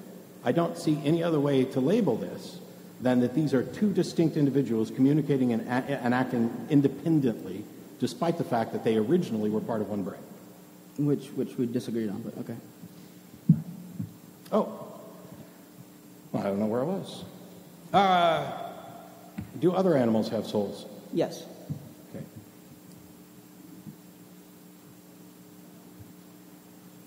The soul that you believe in, mm-hmm.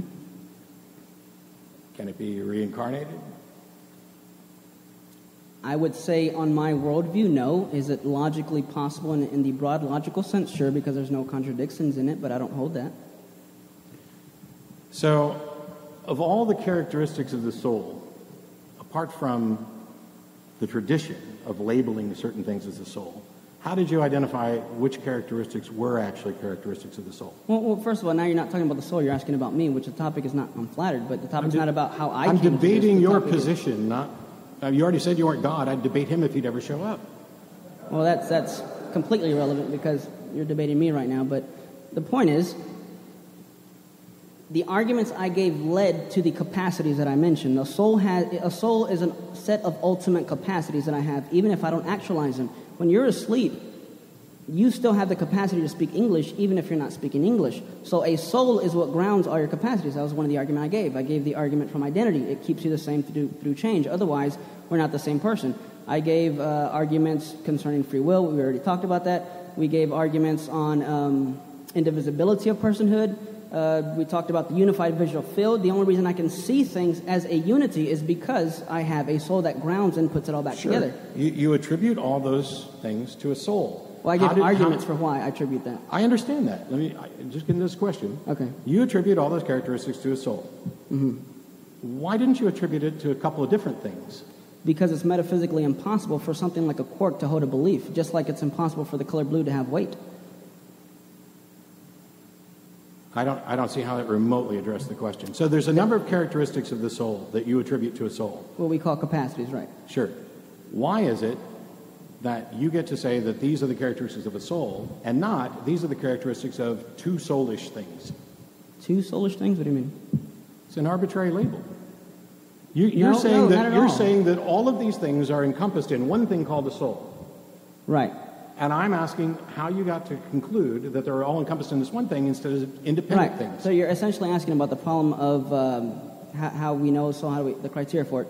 Well, now we're going in a little bit deeper versions of the soul would be something like Traducianism or organicism, which is a view that the soul is literally, which I do hold, which is that the soul from the beginning is what drives and gives form to the body. So the reason I have a human body is because my soul is human, and the reason a dog has its body is because it has a dog kind of a soul. Every soul has different capacities, therefore it needs a different kind of body to actualize the functions that are in the soul.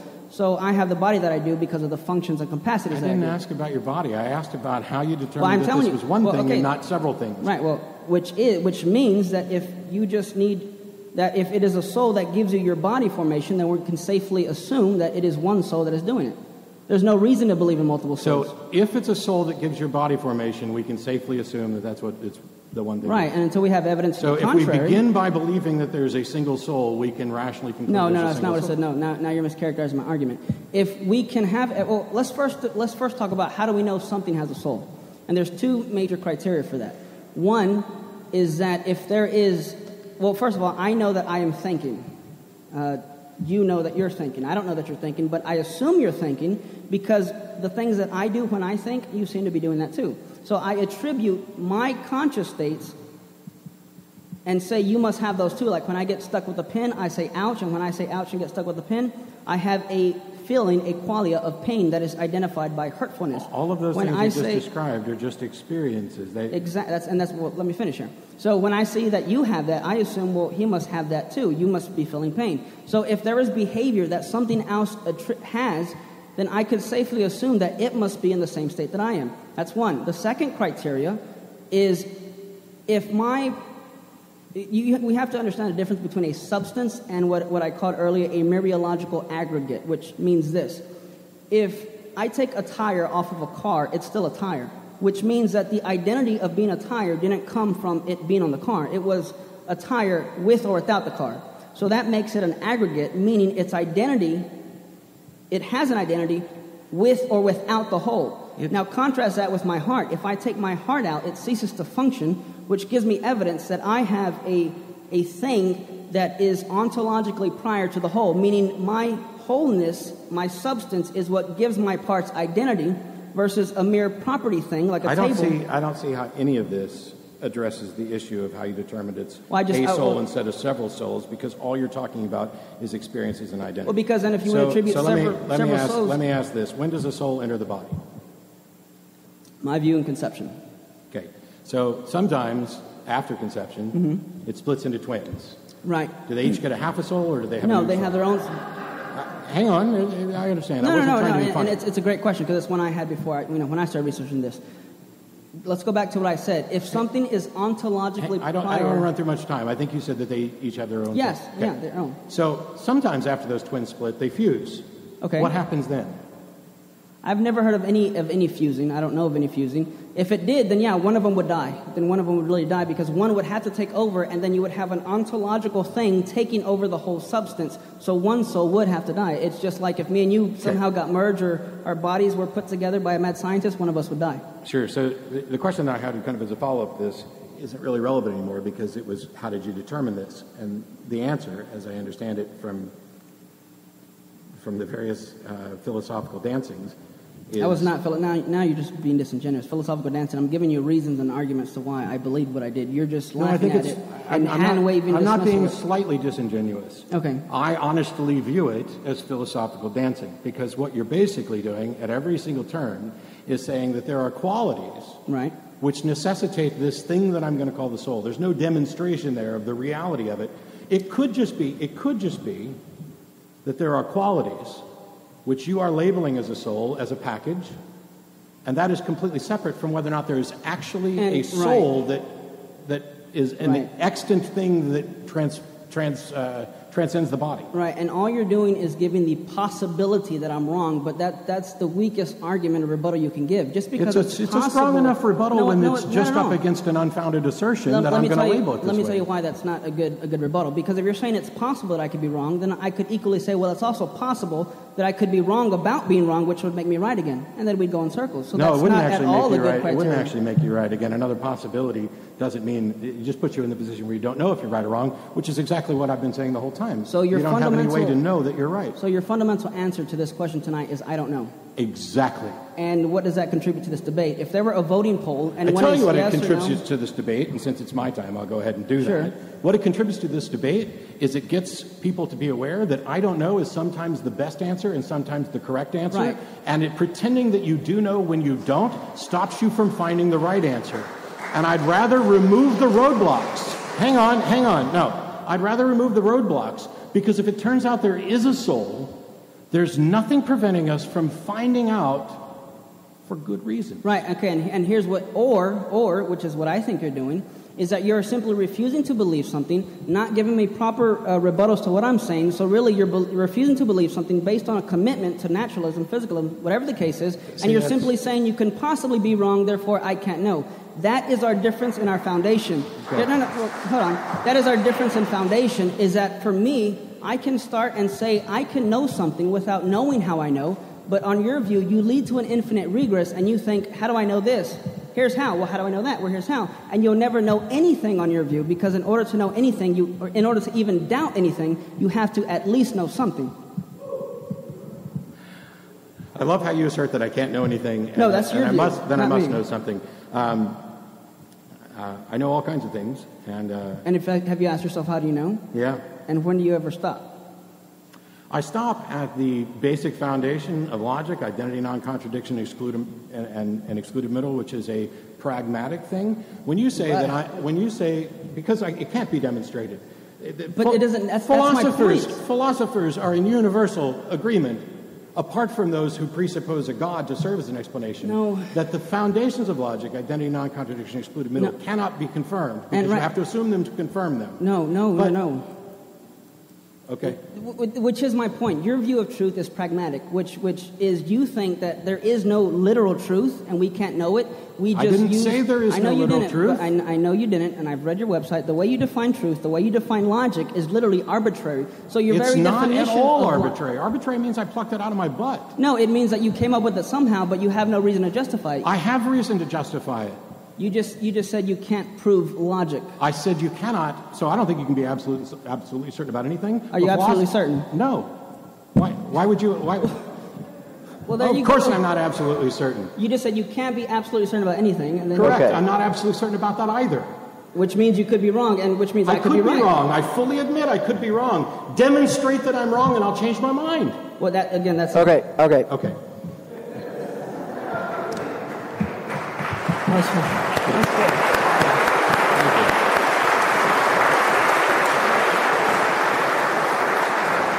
You know those scenes in Rocky where like even the bell rings and they just keep going like they have to like pull the people apart. I feel like that a little bit. It's good. It's good.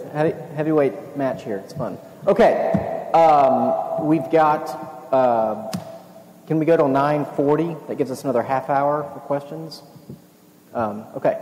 Is there closing remarks after all that, or are we just done? I didn't plan for closing remarks. I'm fine either way. Okay. Okay. But we can maybe we could do a 1 or 2 minute closing remark at the end of the questions. Ushers, do I have more than one usher? Or just one, maybe? Okay, so come down the center aisle, and everyone should know to turn in the survey if they're willing, and then questions as well.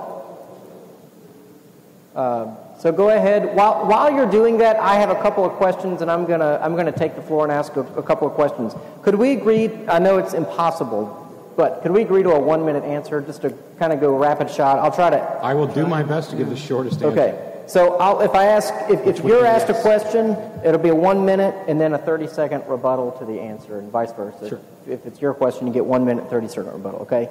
I know there's going to be a lot of questions, so okay. So.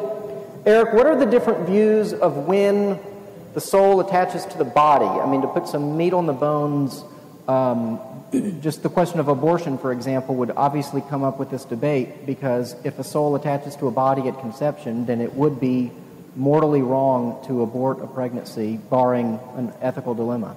Right. So what are the different views? You mentioned you believe it is attached at conception. So Right. Well, I wouldn't use the word attach. I would say that it's the very thing that drives it. So the very reason I have, for example, if I were to put a blanket over an object, the reason I know what kind of object it is, even if I can't see it, is because of the form that the blanket takes. So that's what my body is to my soul. So it actually gives evidence to what kind of thing that I am. So at conception, I'd say that that's the very thing that drives it from the beginning. So other views would be maybe, at least for not there being a soul, would be that a person is determined by their function. But if that's true, which it seems, I don't know if he believes that or not, but if that's true, then that means a person doesn't become a person up until a certain age, and then after that age, they start digressing in personhood. But like I said earlier, if personhood is not a degree thing, then that you can't be true, and the only thing that could ground universal value, independent of how I function, is the fact that I have a soul. Okay, 30 seconds. I don't actually know that there's anything to rebut there, because I don't believe that a soul attaches at all. I'm not necessarily convinced that it has or could have anything to do with personhood. Universal value?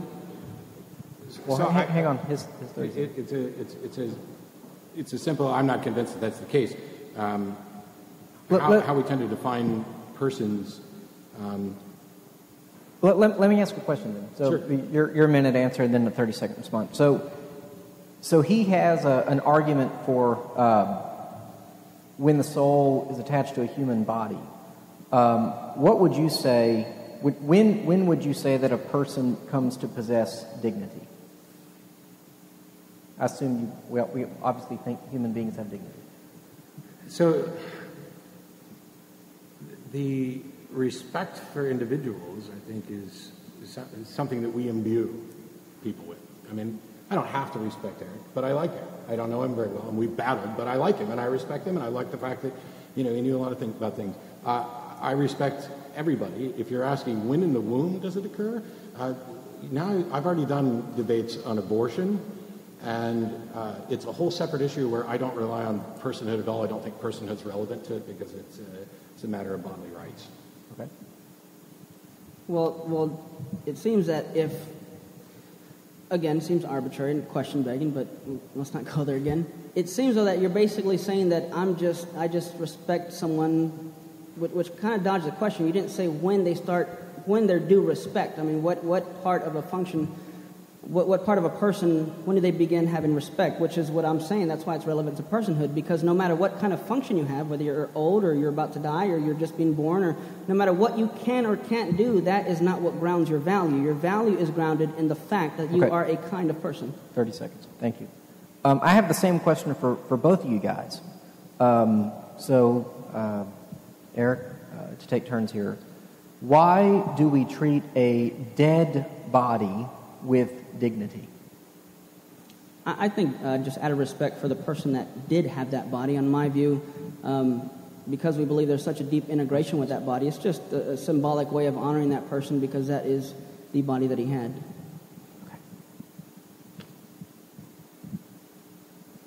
Okay. Matt? Why do we treat a dead body with dignity? Sure, we treat a dead body with dignity and respect. I would say for two reasons. One is out of respect for their family members who have lost somebody. And the other is that by creating this sort of society where people know that we're going to treat dead bodies with dignity and respect, they are more comfortable about what's going to happen to them after they die, irrespective of what they believe or happen to their body. Okay. I'm just going to ask one more each, and then we'll get into the stack, and I'm going to try to move super fast. Eric, do you believe in the soul of the gaps? No.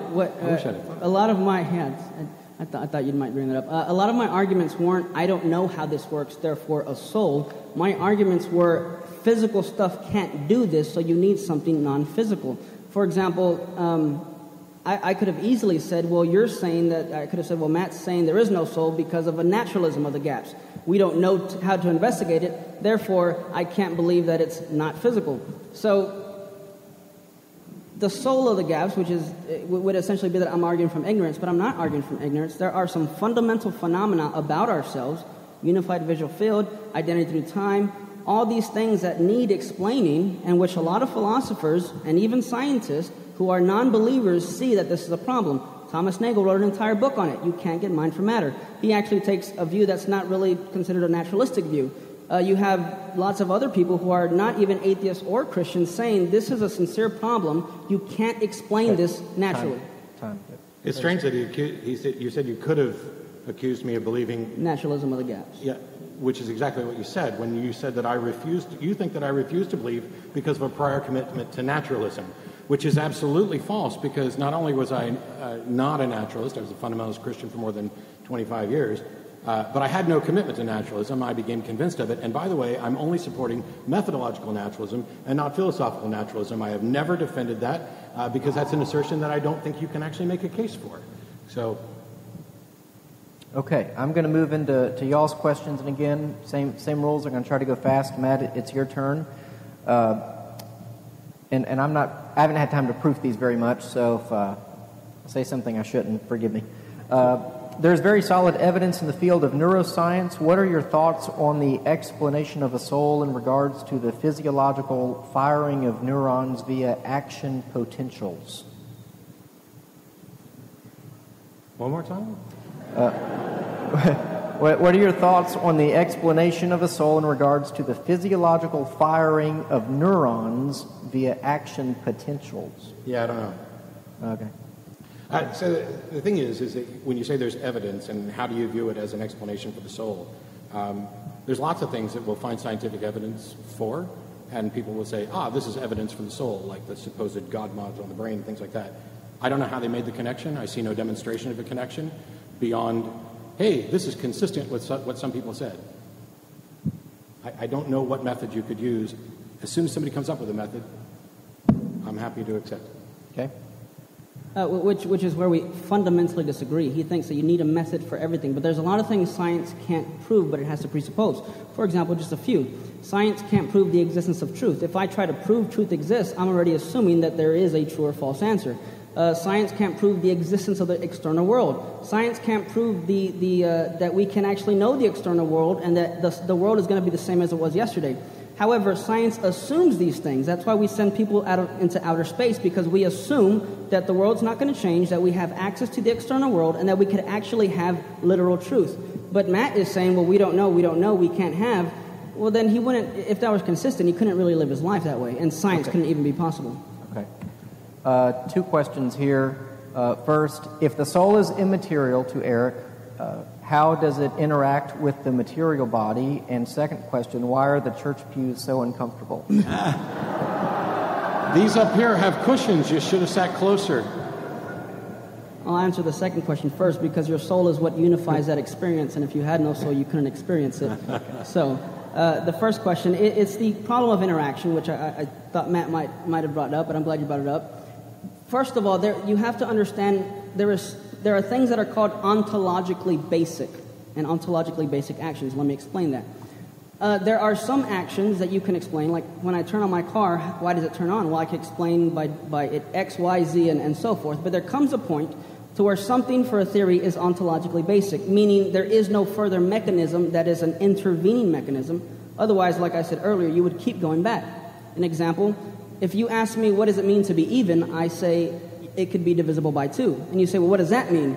Well, at one point, we have to stop and not ask why is it even, but what does it mean to be even? So the question would be, what does it mean for the soul to interact with the body? And the answer would be, it's a basic action, and you can't assume that there is an intermediate link because that would lead to an infinite regress. So if there is a soul, it's an ontological basic action. The benches aren't uncomfortable. They make you uncomfortable. You don't need a soul for that. All you need is a brain attached to nerve endings and gravity that pulls your weight down. Question begging? What's that? No, I said just question begging, the thing that we've been saying. I can't answer the other question of what attaches the soul to the body because I don't think it does, and I don't know how you could confirm that. So. Okay. So I went with the seats. Hey, some of y'all got here so early. You've been sitting in those things so long. So, thanks for coming early. There was, let's see where. I think this is a tough one, Matt. You stated philosophy can prove anything. If that's the case, why isn't it logical to accuse you of engaging in sophistry or believing in any of your philosophical arguments tonight? Can or can't?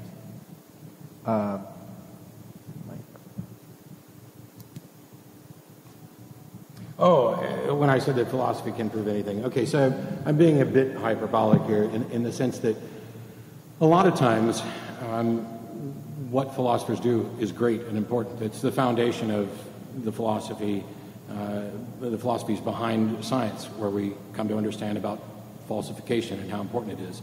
Philosophy of science from people like Karl Popper. There are other endeavors in philosophy which treat mysteries on the assumption that they can be solved with no demonstration that this is the case. And so there are, I think, and I'm an idiot, so you can feel free to dismiss it, philosophical constructs whose the only purpose they serve is to undergird the proposed solutions to mysteries. They may in fact be correct, but they have no foundation, no demonstration of anything in reality or interacting with reality or in some other reality that's interacting with this reality to show that they're correct. And so they're not really building a model of reality. They're speculating, and in the absence of a scientific answer, they're happy to go with the one they came up with, which I get. I understand that. I just don't see that it's valid. Okay. This is essentially it's a good question because it's asking about, again, our foundations are so different. He takes what is called, or at least it seems like, a scientism approach, which is the view that science is the best way to answer anything. But the irony is that to say that science is the best way to answer something is not a scientific thing, that's a philosophical thing. It's not a scientific statement, it's a philosophical statement about the nature of science. So to even say that science is the best way, or to say that we don't need philosophy in these areas, is a philosophical statement about not needing philosophy. So again, our very foundations are so different that on his view you can't know anything. On my view, I think you can. Clearly two different worldviews operating tonight. Eric, a lot of questions, at least several, about animals and souls. It did come up, but let me put it this way. If the brain needs a soul to make the hand move the staff, to move the rock, then does a dog's brain need a soul to chase the cat? Yes. If so, how does an animal like a dog or cat ensure that its soul goes to heaven? Is that a Disney reference? Well, as far as animal souls in afterlife, there's different views on that. I'm not quite sure which one I take. I know J.P. Moreland thinks they don't have a soul, who's one of my favorite philosophers, and I spoke with about a month ago, and yes, I'm name dropping. But as far as the afterlife has nothing to do with whether or not something has a soul right now. That's a completely different question. And like I said earlier, the two criteria for knowing if something has a soul is, one, does it show evidence of consciousness? Dogs do. Two, is the parts of the dog, do they have their identity before they're part of the dog, or rather, is the parts of that dog still retain their identity when taken off? This table leg will still be a table leg even if I take it off. A dog's heart, when removed from a dog, will cease to function. So its identity gets it from the whole and the relation that it plays in the parts, versus a table leg has its identity independent of the whole. And those are two of the main criteria we use for determining something like that. So a table leg may or may not be a table leg after you remove it. It's probably more accurate to say it used to be a table leg, and now it's a stick. And it was always a stick, but it was a stick being used as a table leg. This is the problem with putting labels on things. I could take the table leg and carve a baseball bat out of it, and now it's a baseball bat. But if it retains its intrinsic identity as a table leg, well, that couldn't happen. So there are things you can do to change it, to change how we identify it and label it. And on the scientism front, I didn't say that science is the best way to answer anything. My position is science is demonstrably the best way to answer anything that can be answered. I don't know what can or can't be answered, but philosophy is trying to answer the things that science can't, and it doesn't have a mechanism to show that it got it right. Matt, if energy is not created or destroyed, and our energy transfers into other types of energy when we die, then can our energy be considered a soul? I don't know why you would. This is something we get from time to time, and I suspect that Eric would disagree just because he thinks there's an actual soul, but this idea that you could argue that energy should count as a soul, I think in that case you've now got a concept where you're desperately looking for anything that will fit it. So I don't want to get rid of the idea of the soul. So can I say that the energy in my brain that dissipates when I die is a soul? Sure, you can say that, but it doesn't have the same connotation. There was a number of cases tonight where I think there were problems of equivocation on identity, on self, on a number of things. And I hope to go back and review it and point something out. You could call that energy a soul, but you could also call this microphone God. This is my God, I worship the microphone. It doesn't have the characteristics that would allow you to have a conversation about whether or not God exists, because clearly the microphone exists. And we're talking about two different things. We're putting the same label on two different things. I don't think it's of much use to try to do that. 30 seconds. Right, and again, we just come from very different, our foundations are very different. See, I take a view that there are things, at least substances, and that's why you could take a table leg and carve it into a bat, because it's not a substance, it's a mereological aggregate. It's a collection of parts, and that's exactly my point. However, as far as the what you were talking about, the energy and whatnot, there are different forms of dualism, and yeah, I would agree it's not energy because the soul is non-physical. But again, we differ completely because, on my view, substances have essential properties, like the number 2 can't lose being even, so there are some things that can't be lost and remain the same. The number 2 is a substance? No, I'm saying there are essential properties to things. Okay. A number of questions, Eric, in this vein. And by the way, Eric got a lot more questions than Matt, so I'm not going to. Yeah, thanks, guys. I got $1. So, well, you have a big crowd here, so. Eric, how would you explain, how would the idea of a soul account for multiple personality disorders? Are they the same person or different? Or do they have multiple souls? Likewise, related question, in 1962, Russian physicist Lev Landau was in an auto accident which damaged his brain and altered his personality and destroyed his ability to do physics. Was his soul damaged? Right, and which is actually what I already went over earlier when I talked about, and I gave the analogy, yes, it's an analogy that you pop a guitar string and you lose functioning. You may even untune a guitar and you get different kind of music, because if you mess with the physical, then yeah, you affect the ability of the soul to be able to interact. So these kind of cases are essentially cases where you are messing with the thing that the soul uses, much like a musician would not be able to play, even if he's the best musician in the world, with an untuned or badly tuned or pop string guitar. So the interaction with the soul and body is such a deep unity that, yeah, if you mess with one, you could affect the other. But like I already argued, the soul also has power over the body. We see that in free will. We see that in neuroplasticity. I can literally, and this is a big deal, you can change your brain chemistry and neuron direction by simply thinking differently. So, I mean, all these things can't be explained. It's not that science can't yet explain it, it's that science is literally incompetent to explain these things. So this view that the physical prevents the soul from working is something I addressed early on, which demonstrates that the soul isn't needed for the brain to actually do work and do all of the things that we identify with it. It's actually kind of weird to me that you could have this idea that there's a soul sitting out there frustrated that it can't do the things that it wants to do because the body is doing the things that it wants to do or is destined to do, whatever. Not only multiple personality disorders, I hope there's a question. If not, maybe we can talk about it later. I'm interested in your take on demonic possession, or claims of demonic possession, I suppose I should say. Well, that isn't in the stack here. It's not in the stack. It might be. Debate 2. Let me ask a question about near-death experiences, and sure. then I'd be interested. In fact, I'm hoping to do a debate on the radio show. I don't think I'm going to be able to do it in person, on demonic possession as a psychological or a spiritual phenomenon. Shameless plug. But I did have questions about near-death experiences, and I only bring it up. I know Eric didn't use it in his arguments, but Gary Habermas does use NDEs quite a bit in part of his resurrection, narrative, I guess, or proof. So, how do you explain some of the better, in realizing there are some better near-death experience claims than others? Yeah, so like I said up there, we keep getting the, how do you explain this if not for that? The answer may be that we don't. But the thing is, near-death experiences have been tested and investigated pretty thoroughly. One thing to remember is they're near-death experiences and not death, although there are people who claim to have gone to heaven and come back or had past lives. And the thing is, none of those things are consistent. So Eric has a number of views about what the soul can and can't do. Reincarnation isn't within his model, so past lives are out. And yet the evidence for the past life stuff is on a par with the NDE stuff. The nice thing is that we've been able to test it, like in environments where you're undergoing a surgical procedure, because you can put a note, for example, on the top of a surface that nobody down below could see. You could put a monkey with a banana, up there that had a T-shirt of a certain type. If people who claim to have near-death experiences, if you ask them what they saw, nobody's been able to identify any of those things. Nobody's remembered any of those.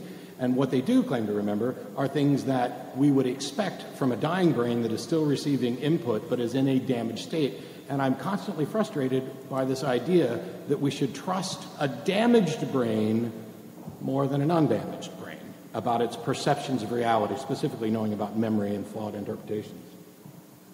Well, on Matt's view, if it's your brain that does everything, the more important question would be that if my brain tells me everything, why should I trust my brain at all? Especially if it doesn't have free will and it's determined to believe what it does. It seems, again, we're back to the mechanism, how do you know kind of question, but just asserting that science doesn't have a mechanism, so you can't know, and it could be this or that, is like saying science can't demonstrate that the color blue doesn't have weight, but that doesn't mean it can't have weight. There are simply some things that are metaphysically impossible. As far as near-death experiences, yeah, I believe, I believe they happen. Sorry, I'm trying to move this. How would you phrase the question on possession, if we wanted to do that? Oh, I just kind of wanted to know what his take was on claims of demonic possession. That's how I phrase it. And have you ever done an exorcism? No, I'm just kidding. Yes. Okay. Yeah. You've done an exorcism? Yes. Oh, we definitely have to have a discussion after this. Okay. Now we know the sequel. Okay, go ahead. It's definitely metaphysically possible, especially considering that if souls are immaterial, then it's not like you're fitting something in here. And with biblically speaking, demon possession has to do with an oppression, a type of an attack in the spiritual realm. But of course, that would presuppose that there's spiritual realm. I think of something that's non-physical, and if there is a soul that can interact, and if all the arguments I said is true, then it is perfectly possible that something like that could happen. 30 seconds. Not touching out of the 10-foot. Okay. All right. I tell you what, I don't know if the ushers are back there and can hear me. I want to just check in on the survey. Is it possible to do the survey, like to collect the data on that?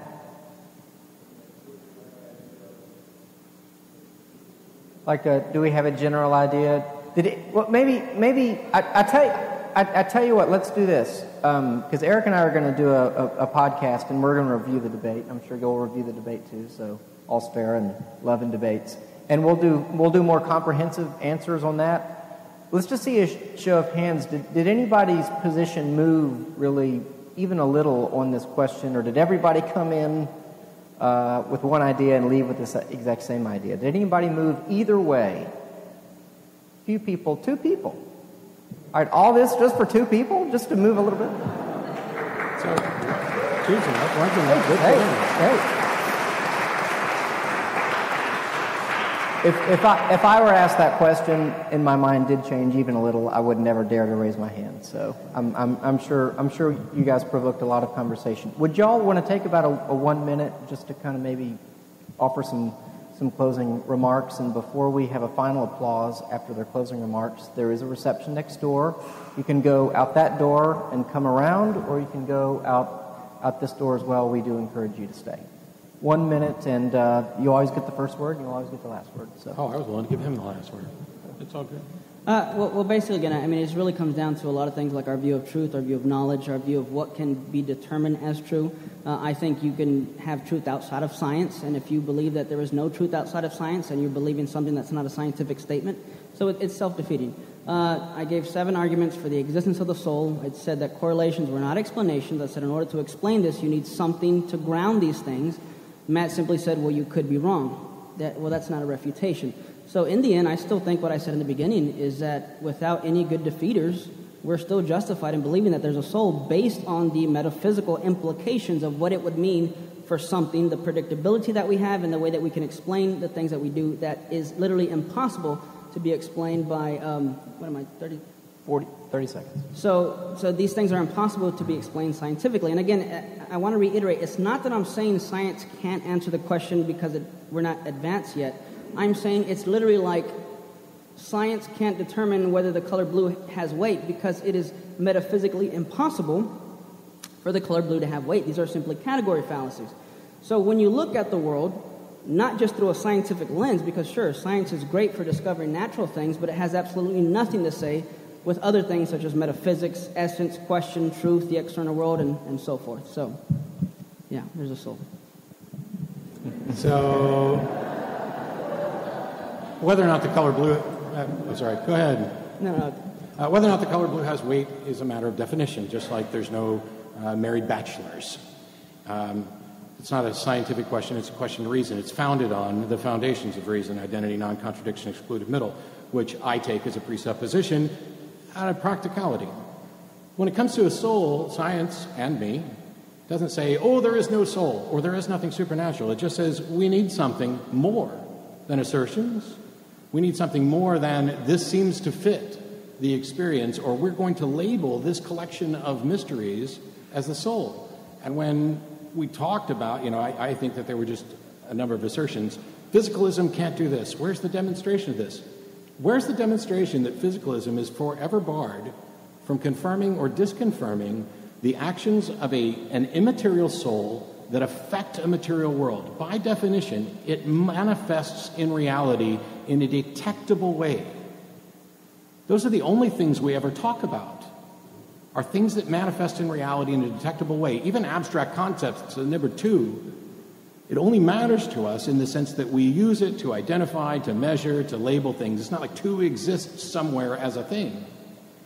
And so there's a distinction between concepts, between the physical world, and if in fact there is another realm outside of the physical world where there are thinking agents, where there are substanceless brains, something that's never been demonstrated. Every brain has always, that we've ever witnessed or encountered, has always been attached to, or every mind has always been attached to a brain. Every identification of a mind has been attached to a brain. And now there's a supernatural realm where this sort of thing exists, and it's trying to steer your ship, but depending on how well your brain's working, it may or may not be doing a good enough job. Who designs a system like that in the first place? Hey, I'm going to create souls, put them in bodies, or attach them to bodies in a non-physical sense. And sometimes they're not going to be able to do what they're supposed to do. Can we give both of our speakers a round of applause?